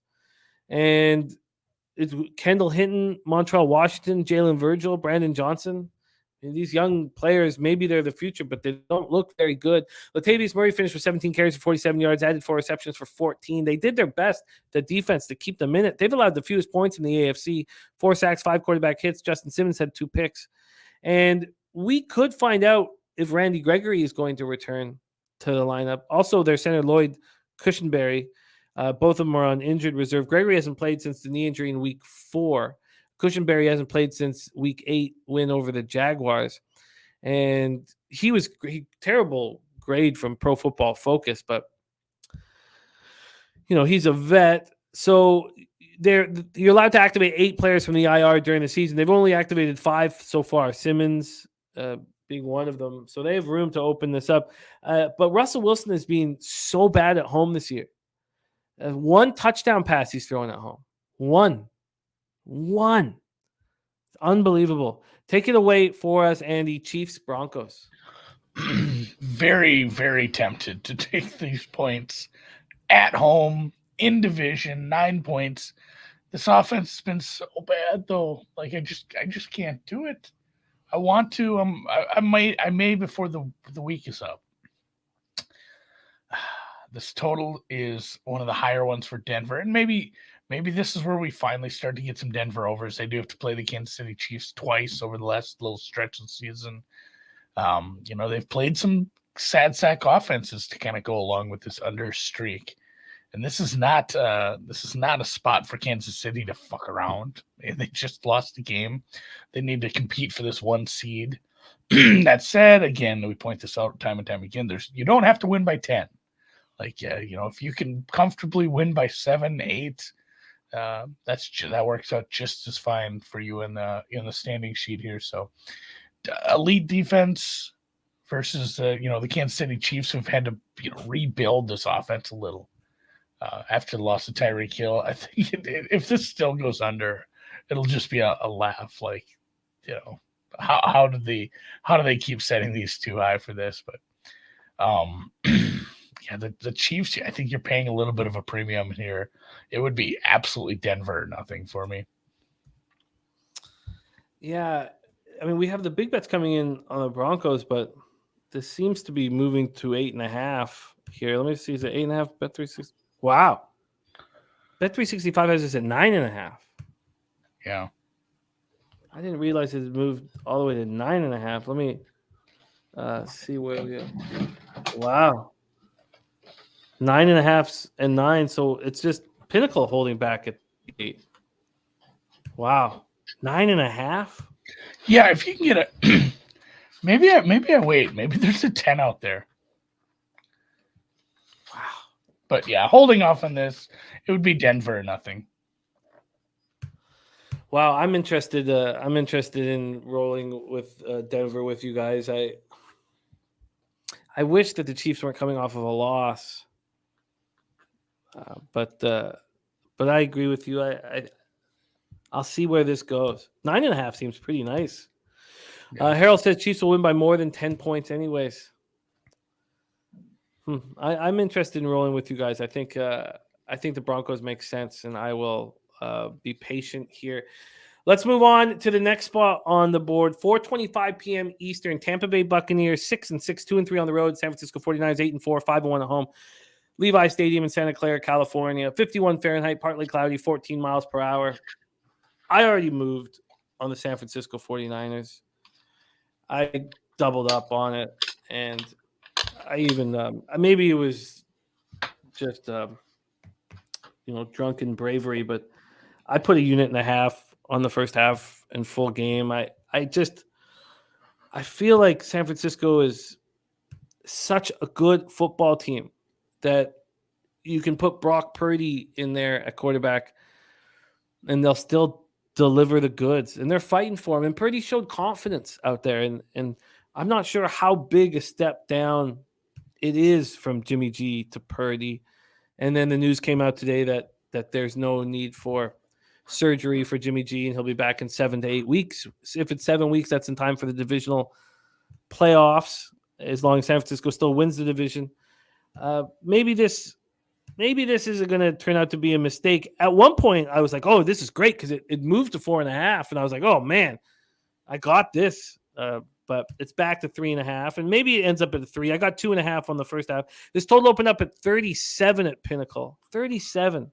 If you go over to Bet365 that put it out last week, it opened at 41.5 down to 37. And they had it still at 40 on Sunday night. But, of course, the Monday nighter was the game where we saw these Bucks. Yeah. Brady says, I'm waiting. I can't see Bucks not getting a ton of money with this 49er storyline. He thinks he can get a 3. And Sky Dragon says the 49ers and the under. Mike says the Niners minus 3.5 seems like a low line. And I don't think that the Purdy situation matters that much. We watch this Buccaneers team week in and week out. They're not good. They're just not a good football team. And now you're going to go into San Francisco and only going to give us this many points. I'm fine with it. Sports Insights has given the Bucks some cash, some line value, 2,534 tickets in. 39% of the tickets are on the Niners and 58% of the cash. I'm comfortable with that breakdown. 48% of the tickets, 97% cash on the over, which is strange. Randy Mitchell says Purdy situation matters a lot once a team has a full week to prep for him. I thought about that as well. I agree, but I think that's next week. I think we might be a little surprised at what kind of offense they run out, or some of the packages that you'll see that maybe they haven't seen. Sometimes you get this little bit of a bump when they put a backup in because the team doesn't quite know what packages you'll be running, what kind of scheme you're going to roll out there. I laid the 3.5. I kind of like this under as well. I think this is like a 24-10 kind of game. I do like the Niners a little better. I just can't. So let's say it's a 2-point 2-point home field advantage. You're saying the Niners are 1.5 better than the Bucks. And yes, I know Brock Purdy makes a big difference compared to Jimmy G, but it is kind of an offense where it's a little bit quarterback proof, recession proof. It's a smart coach, maybe a genius offensive coach who can put some stuff together to get the ball out of the hands of the shitty quarterback and into the hands of the great playmakers. And they have plenty of those immediate here. So, and yeah, like as Slats is pointing out, it's a beat up offensive line for the the Bucks versus a very good pass rush. So this is if you take away those last couple drives where Brady went nuclear against some prevent, it was a really bad performance for that offense against a worse defense than this. Didn't even have Marshawn Lattimore out there. Like this is, I think the Niners don't need to get to like 28 to cover this. No. This is 20 might cover this. 14 might cover this. I agree, and it's 14 miles per hour is the wind at this point. I'd like more, like it to go higher. Bucks also on short rest, and some of the decisions the Bulls was making, punting from the 41 yesterday was astonishing to me. Yeah, absolutely astonishing. Like I just couldn't believe what. Because it's not only the bad decision, but it's also telling your offense that I have no faith in you whatsoever. So look, it was fun to watch Brady have another comeback victory, 2 TD passes in the final 2 minutes, 36 of 54 for 281 yards, 2 touchdowns and a pick. Godwin at the start we thought was going to beat up on the Saints secondary. He can't do it. 8 catches for 63, Evans 4 for 59. Leonard Fournette looked okay back in the lineup, 10 carries for 49, 6 for 32. Rachaad White, 9 carries for 28 yards, caught 6 for 41, touchdown, did lose a fumble. The defense was strong, or the Saints offense is terrible. I mean, it's up to you. Saints were 0-3 in the red zone. 2 sacks, 3 quarterback hits for the Bucks. So over the last 8 games, the Bucks have only allowed more than 23 points once. Their defense is still strong. I get the total, and I get your interest in going under it. Not having Kristen Wirfs out there hurts. He's got the high ankle sprain. I don't see him coming back here. Cameron Brate's sick, so he'll probably be back. But 3 defensive starters, and Sean Murphy-Bunting, Antoine Winfield, and Mike Edwards all sat out, and maybe one of them are back, but I don't know if Purdy's the type of quarterback that can take advantage really of that, and I don't think he needs to. You talked about the weapons that he has here. Look, he came in and he played well. McCaffrey ran 17 times for 66 yards, caught 8 for 80 and a touchdown. Debo caught 6 for 58. Ayuk caught 5 for 46. Jordan Mason, undrafted, replaced the injured Elijah Mitchell, 17 carries for 66 yards. Niners were 8 for 19 on third down.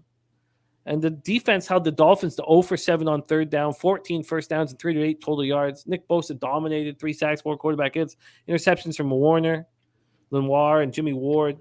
Now they lose Hassan Ridgeway.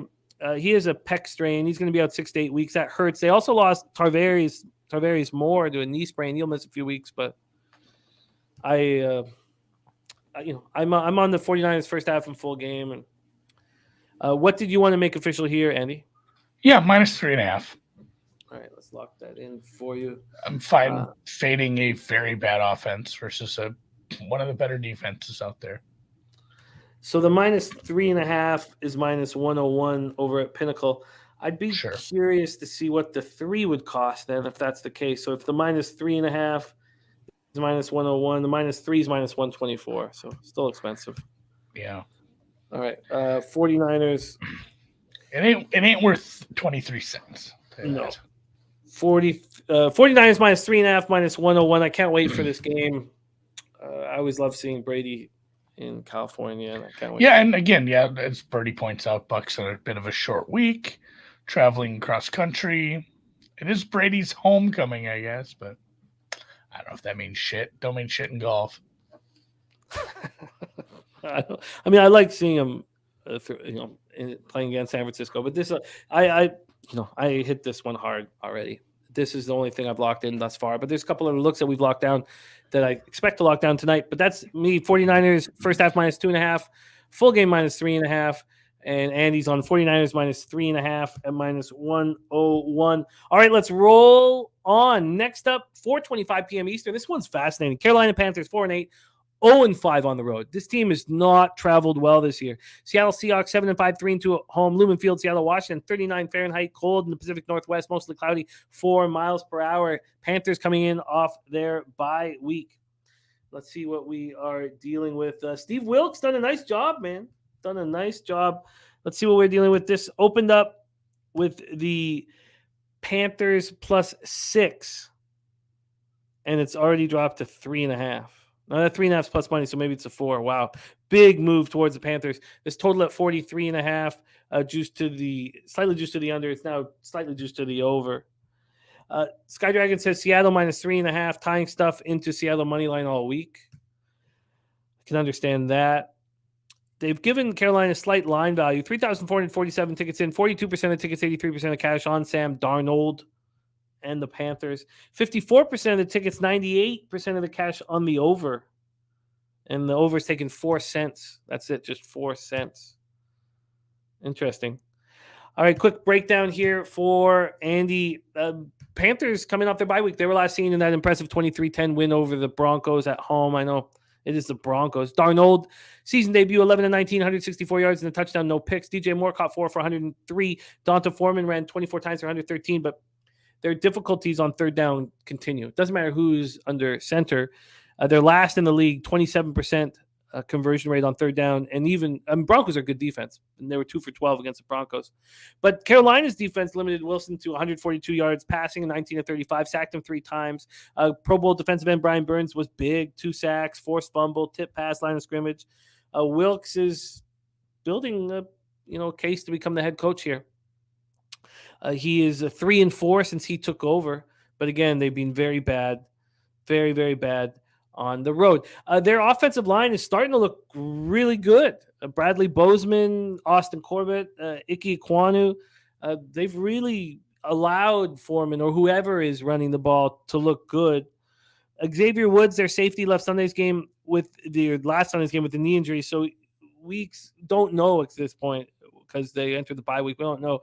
But they're going to get a bunch of players back. They're going to get defensive tackle Matt Ioannidis with the calf injury. They're going to get back their safety Miles Hartsfield with the ankle injury, and they're going to get linebacker Corey Littleton. So they're all expected to be back on the field.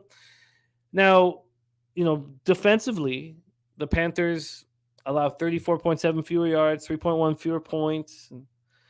And offensively, though, Seattle's offense is just much, much better. 360.9 yards per game, 26.5 points compared to Carolina's 291.3 and 19.2 points. Seahawks snapped their 2-game losing streak with a 27-23 win at the Rams. Geno Smith threw the TD pass to DK Metcalf with 36 seconds left. He looked very good. He's just career high 367 yards, 3 touchdowns, did throw a pick. Seahawks put up 438 yards of offense. Ty Lockett, 9 catches for 128. DK Metcalf, 8 for 127 and a touchdown. But they lose Kenneth Walker to an ankle injury in the first half. They've already lost Rashad Penny, of course, for the season with the broken leg. So it looks like it'll be DJ Dallas and Tony Jones Jr. if Walker is unavailable. Nwosu was a beast, 2 sacks, 3 quarterback hits. Cody Barton and Tariq Woolen had interceptions. And Josh Jones was ruled out with the hamstring injury. And Ryan Neal has a bursa sack issue on his knee. So there are some injury issues for Seattle, and Carolina's fresh. I'm interested that Dennis is backing a lot to the Seattle money line here. I can't wait to hear your take on this game. Panthers, Seahawks. Andy, take it away. I think the market's finally where it should be, and both of these teams needed heavy adjustments. Seattle because they were so underrated by the market early on, and Carolina because of just a bunch of changes in the roster, and not only that, but the coaching staff, obviously. So, I truthfully, these numbers are good. Like, this is where this should be.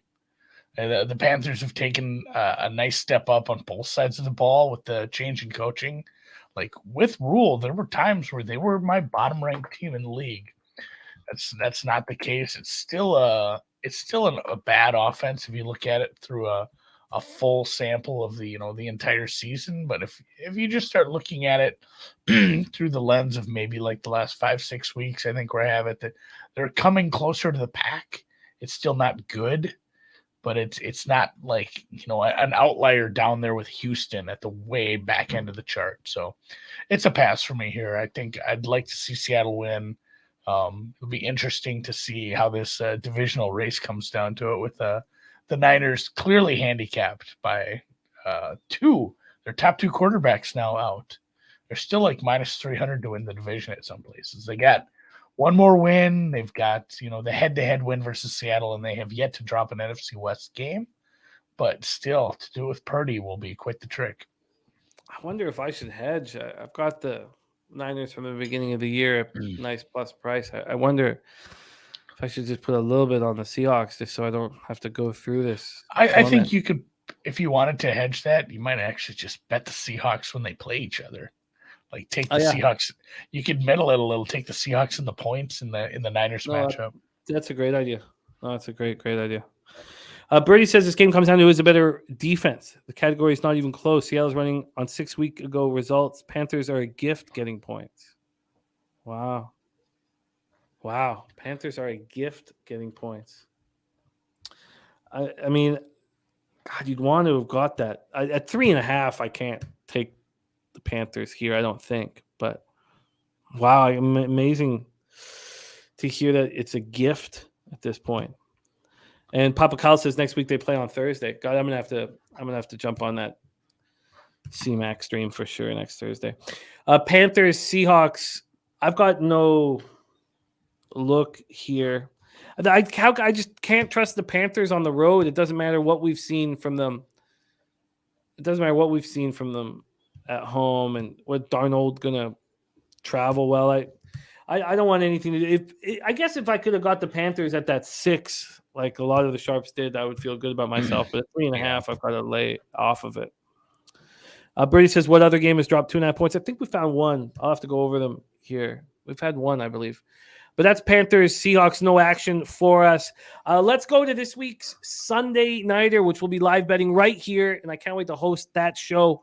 8:20 p.m. Eastern. Miami Dolphins 8-4, 3-3 on the road. LA Chargers 6-6, 2-3 at home. We're at SoFi in Inglewood, California. Start with the line history for this Sunday Nighter. Here we go. This opened up with the Chargers plus 2.5. They're now plus 3. That's at Pinnacle. We go to Bet365 that opened this up last week. They had it at Chargers -1. Now Chargers are plus 3. Chargers did not look good in that loss to the Raiders. Total opened up at 51.5, is now at 52. Go over to the cash flow here for this one. And we have, as I said earlier, the two teams with the most implied line value on the board were the Lions and the Dolphins. 5,373 tickets in, 75% of the tickets, 84% of the cash on the Dolphins. 60% of tickets on the over. We don't know where the cash is. Harold Williams leaning to the over. Mike liking the Dolphins here. Randy Mitchell says he's the moron that bet the Chargers plus 3. I mean, I don't think that's a bad number, but that plus 3 is even money. I can understand what you were trying to do. And let's break this down here. Dolphins coming off that ugly 33-17 loss at San Francisco. Tron Armstead, the loss of star tackle Tron Armstead was noticed. Tua was rushing his throws and inaccurate, and Bosa had 3 sacks. And Tua finished 18 of 33 for 295 yards, 2 touchdowns, 2 interceptions. He only had 3 interceptions on the season coming into this one. Also lost a fumble. Tyreek still looked great. 9 catches, 146, 1 touchdown. Sherfield caught that 75-yard touchdown pass. The Dolphins ran the ball 8 times for 33 yards. They had 2 big plays, but they couldn't get the job done when they needed to. 0 for 7 on third down, 14 first downs, 308 total yards. And the Dolphins defense put a lot of pressure on Purdy, but he handled it well. Dolphins finished with 4 sacks, 10 quarterback hits. Xavier Howard had an interception. So the Dolphins signed offensive tackle, former number 1 overall pick, Eric Fisher. And so Austin Jackson's on IR. People made a lot of big deal about Austin Jackson being on IR, but he was only back for 1 game. It's not as big of a deal, Austin Jackson being gone. Sorry, I said first overall pick. Fisher was 18th overall. And all right, so no, sorry, I kind of got that wrong. Sorry, Fisher was number 1 overall, and Austin Jackson was 18th overall. There we go. And Austin Jackson only played in 2 games this year, so I thought he only played 1, but 2 games. They made such a big deal of him being out of the lineup now. It's not him; it's Armstead that's a big deal. So Fisher, 2013 number 1 overall pick, made the Pro Bowl in 2018 and 2020. He tore his Achilles in the AFC Championship game and was released that offseason. He signed a 1-year deal with the Colts prior to 2021. Started 15 games at left tackle. It's probably a really good signing for them, and they're desperate. Chargers are now on the outside of the playoff picture, looking in 27-20 loss at Vegas. Offensive line was unable to protect Herbert. He was harassed all game long, sacked 5 times, hit 14 times. Herbert was 28 of 47 for 335 yards and a touchdown. Keenan Allen, 6 catches for 88 and a touchdown. Gerald Everett had a big game, which people have been waiting for a while. 5 catches for 80. Palmer, 7 for 60. Austin Eckler ran 10 times for 35 yards. This team still can't run the ball and doesn't choose to very often. Caught 5 for 67. They held the Raiders to 3 for 10 on third down, but they couldn't get pressure on Carr. 0 sacks, 2 quarterback hits, and then they lose Sebastian Joseph Day to a right knee injury late in the game. He's still getting tests on his knee. It's his right knee, but they believe he avoided a major injury. He's not going to be in the lineup this week. And Joey Bosa is not close to returning from his groin injury. He was expected to miss 8 to 10 weeks. He got hurt at the end of September, so he's not coming back. Kyle Van Noy has been playing outside linebacker, and Kenneth Murray and Drew Tranquil have been in the middle. Chris Rumpf came back from a knee injury, and he's been getting pass rushing opportunities, but it's ugly. This defense is not good. Take it away for us here, Andy. Dolphins, Chargers.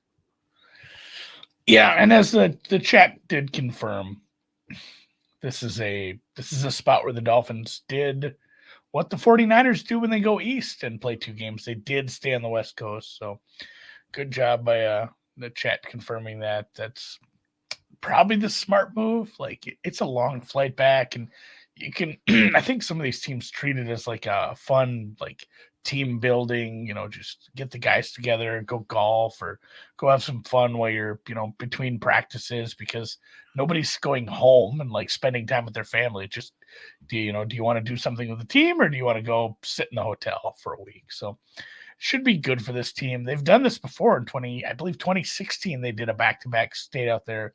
They won both games. I don't know. I lean Dolphins. Haven't played this. I don't trust the Chargers as far as I can throw them, and they are really getting beat up all over the field as per usual. This total is probably a bit high, so I lean under, lean Dolphins, but no conviction on that Dolphins play. I just think this is a much better team than what we saw in that second half versus the 49ers defense, but more of a play to this under. I was shocked to see a 51.5, and then before I can be shocked and bet it goes up to 52. Yeah. I mean, we saw what happens when obviously after Toronto Armstead, they tried to get him back in the lineup, which was nuts, but obviously they're going to be more equipped to handle the loss of Teron Armstead here. Yeah. But this is too high. I mean, this is a different offense when Tua doesn't have this fucking all-pro protecting him. So why is it going up? I don't know why.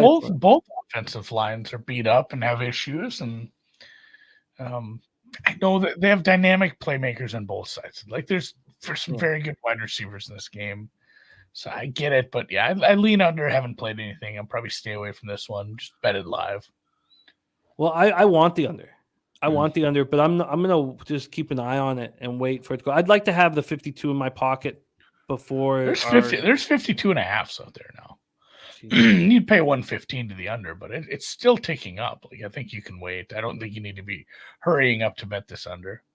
I would like to have it in my pocket before we do the live bet cast. I'd like to have the under 52.5 in my pocket.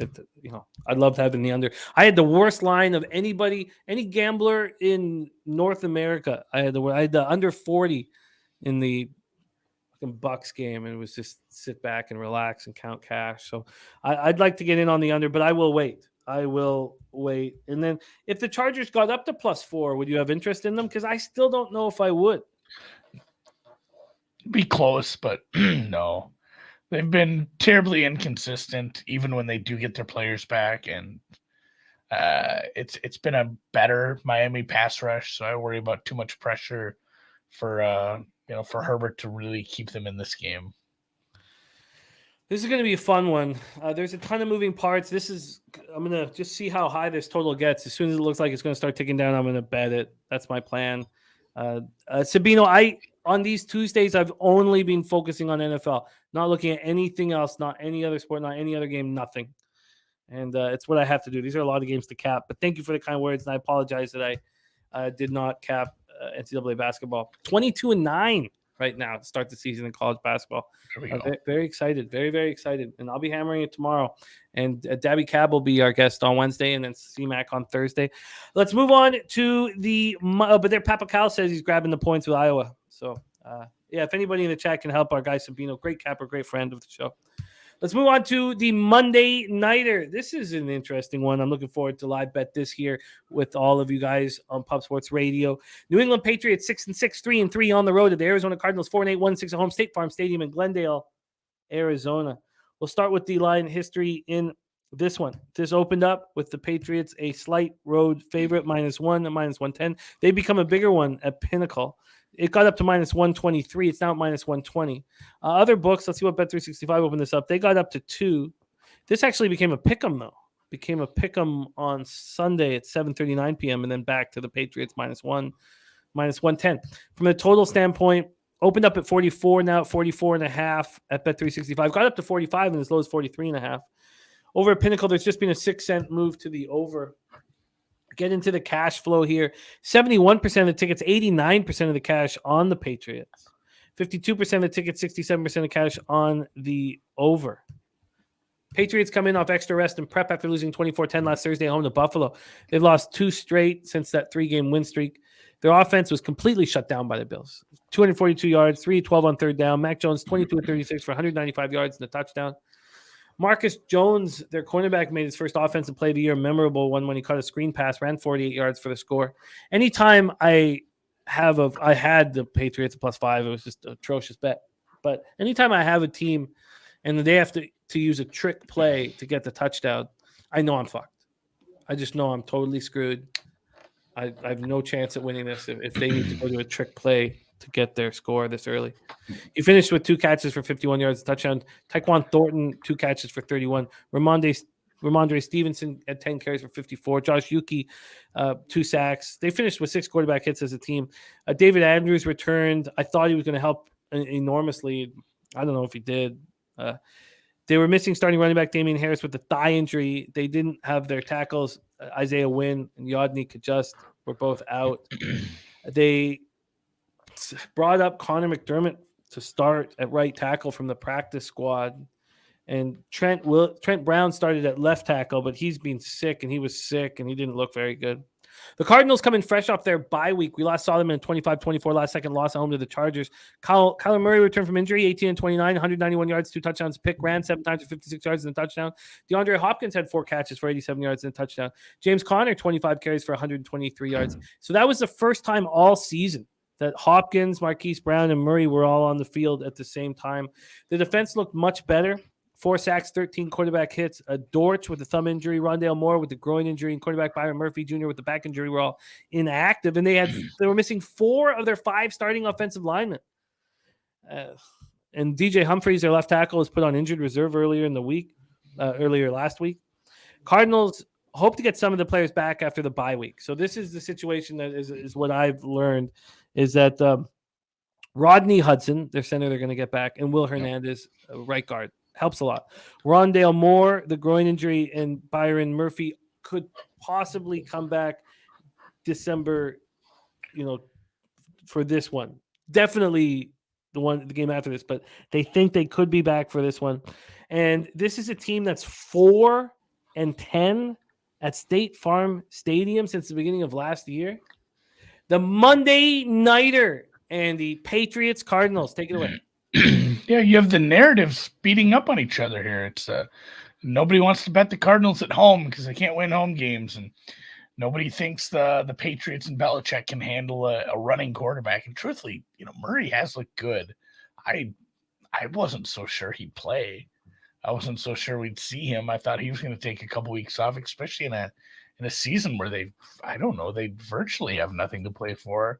The playoff picture does get murky, and it's funny because there's even a scenario where the Lions could win the NFC North at this point, even though the Vikings are 10-2. So once you're still this far out, when you have 5 games left, there's many a slip twixt the cup and the lip. But the Cardinals are 4-8. It would take a whole lot to get them into the playoffs. So I guess they are playing for something. But with the injuries to Arizona and some of the uncertainty about if they are actually going to make some changes with this Patriots offense, news calling plays. It doesn't sound like that's actually a thing, but maybe it should be. I'm steering clear of this until we get to it live or second half. So, Cardinals are a nice teaser leg. There's just not a good partner with it. So, I think maybe there's some spots where you take ball if you believe in Baltimore with the backup, like a Baltimore Arizona teaser is pretty nice. But I'll be abstaining for this week. Yeah, this one is I find very difficult. I want to know exactly who's coming back, although it seems like we know Hudson and Hernandez will be back on the offensive line. That's going to be a big boost. I don't know how much Rondale Moore is going to be a boost because they're pretty sound there at WR 1 and 2, but Byron Murphy Jr. would help as well. Mike says Cardinals worth a play if it gets to 3. I'm going to need more time on the Monday nighter at this point, and I also have the opportunity to live bet it with everybody, which I'm very excited about. There's Machiavelli in the house, our lawyer. What up, my guy? I don't know. The Cardinals 4-10 at home. Are you surprised at this point that 71% of tickets, 89% of cash is coming in on the Patriots? I know we're only talking about 2,000 tickets, but are you surprised that the early cash wants New England here? I guess maybe with the injuries to the Cardinals, but no, that doesn't make a whole lot of sense. I would, if you made me bet this game, I'd take Arizona money line. I don't care if they're bad at home. It's not that big of a sample. Yeah, and the Patriots just have looked real bad offensively. Yeah. I guess they've put up 26 points against the Vikings, but yeah, this is going to take more time here. And this total at 44, it's only moved 6 cents to the over. It had moved 11 cents to the over, but it came back 5 cents. What is your thoughts on the Cardinals defense? Because we know the Cardinals can put up some points, but can the Patriots put up enough points to get you to the over at 44 here? Would that be maybe I'm less concerned about the Cardinals defense and just because I have the Cardinals as like a middle of the pack, dead even. Hey, this is your league average defense essentially. But with the play calling and like what's going on and some of the strife and Mac Jones yelling at people, I worry about the Patriots offense versus any defense right now, especially, if they were up against a real shitty one where they could get away with the bad play calling, the bad play sequencing, then whatever. But it's an average defense, and they're going to have to do something different than last week. Oof. Yeah, I'm surprised. Obviously, with all the money moving on the Patriots, and we're 6 days away, I'm going to take some time to see how it all bangs out. But we'll be live betting this right here on Pub Sports Radio. 6 teams with buys this week: Falcons, Bears, Packers, Colts, Saints, Commanders, and the buys are no longer for us. So we kept this show under 2 hours. First time. We haven't hit the stop button yet, Jimmy. Don't count your chickens. Let's review action here, and thank you guys so much for joining us. What a great group we've had breaking down these games. At this point, no action for us on the Thursday nighter. Andy gets his card started with the over 43.5 in Jets Bills. Then Browns Bengals, we've stayed off at this point. Texans Cowboys, no action for us. Andy is on the Lions team total over 27.5 at even money. I'm going to move on the Lions tonight. And then we talked Jaguars Titans. If Treylon Burks plays, this might be an overspot because of the weak secondaries on each team and how badly they can get beaten over the top. But we're going to wait on that. Andy's on the Eagles -7 at -104. And the Eagles just 5-0 on the road, and they beat the teams that in the games they care about. So it's usually against the better teams in the league. But here's a divisional battle. I kind of like it. I kind of want to roll with you on that. Andy's on the under 37.5 at -110 in Baltimore, Pittsburgh. I have interest in the Ravens, but I'm going to wait. I have interest in the Broncos again at home against the Chiefs, but I'm going to wait on that. And I wish the Chiefs weren't coming in off of a loss. Certainly going to wait there. Then Andy's on the 49ers minus 3.5. That's a double up spot for me. I'm on 49ers minus 3.5 full game and first half minus 2.5. Then Panthers Seahawks, we have stayed off. And I have interest in the under in the Dolphins Chargers game. I'm going to see how high it goes up. I'm going to study the market a little more, but I'm going to wait on that. But I definitely have interest with the weak offensive lines. I just don't see these offenses humming the way we're used to seeing them. And then Patriots Cardinals is no move for me, but I'm curious to see how much action comes in on the Patriots here, because maybe it's just a live betting situation, which I look very much forward to. And that is our week 14 card right there in action. Andy, I love the opportunity to cap the card with you on these Tuesday nights. Thank you guys so much. Mike, Mac Beaver, Slatsy 45, AOD, Terry Walker, Papa Calls, Nuke Worker, Machiavelli. What a great, great group. Birdie, Sky Dragon. Thank you guys. Leo said it. Sabino, Harold Williams, Randy. Yeah, I don't think Birdie or Sky Dragon have missed a single minute this year. They're like they're hardcore chatters. Oh, they're great cappers. I love it. Machiavelli says bet Argentina. Look, don't worry. Flash got us on Argentina. I got them to reach the quarters, reach the semis, reach the final. And one thing, you watched this very closely. I was like, I could have, because I know that it's likely that Brazil and Argentina meet in the semis. And I was like, I guess I could have moved on Brazil to win it all. But France is dangerous enough for me not to want just. I was like, is it really worth it at that point? I don't know. I'd have to see the prices a little, but yeah, I just ride with it. Anything. I mean, we saw Morocco today. Anything can happen. So yeah, ride your good number and hope you get there. Yeah, that's what I'm going to do. But yeah, so Flash got us on all that stuff, Machiavelli. So let's get Argentina home. Thank you guys so much for watching. Thank you to our producer, Jose Bouquet. Andy, my man, any last words before we put a bow on this? No, I want to thank Jose too, because I feel bad for him, because the Jets did him dirty last week. He deserves better as a fan. So let's go Jets this week. Yeah, he's had a rough couple weeks, and also Pistol Pete Loshak that went 5-0 perfection in the Cappers contest to take the lead. Jose still battling for the lead there. Nuke Worker, thank you all, you guys. Let's go out there and let's have a big week 14. I need a bounce back week. Coming off a 4-7 week. I had a lot of trouble sleeping on Sunday night. Felt a little better on Monday, but I had a lot of trouble sleeping on Monday. Sunday. And now, after this breakdown, I'm ready to fucking rock. So let's go out there and have a giant week 14. Go out there and get that cash. Thank you guys so much for watching. Let's milk these fucking bookies. Week 14, we attack. Week 14, we cash.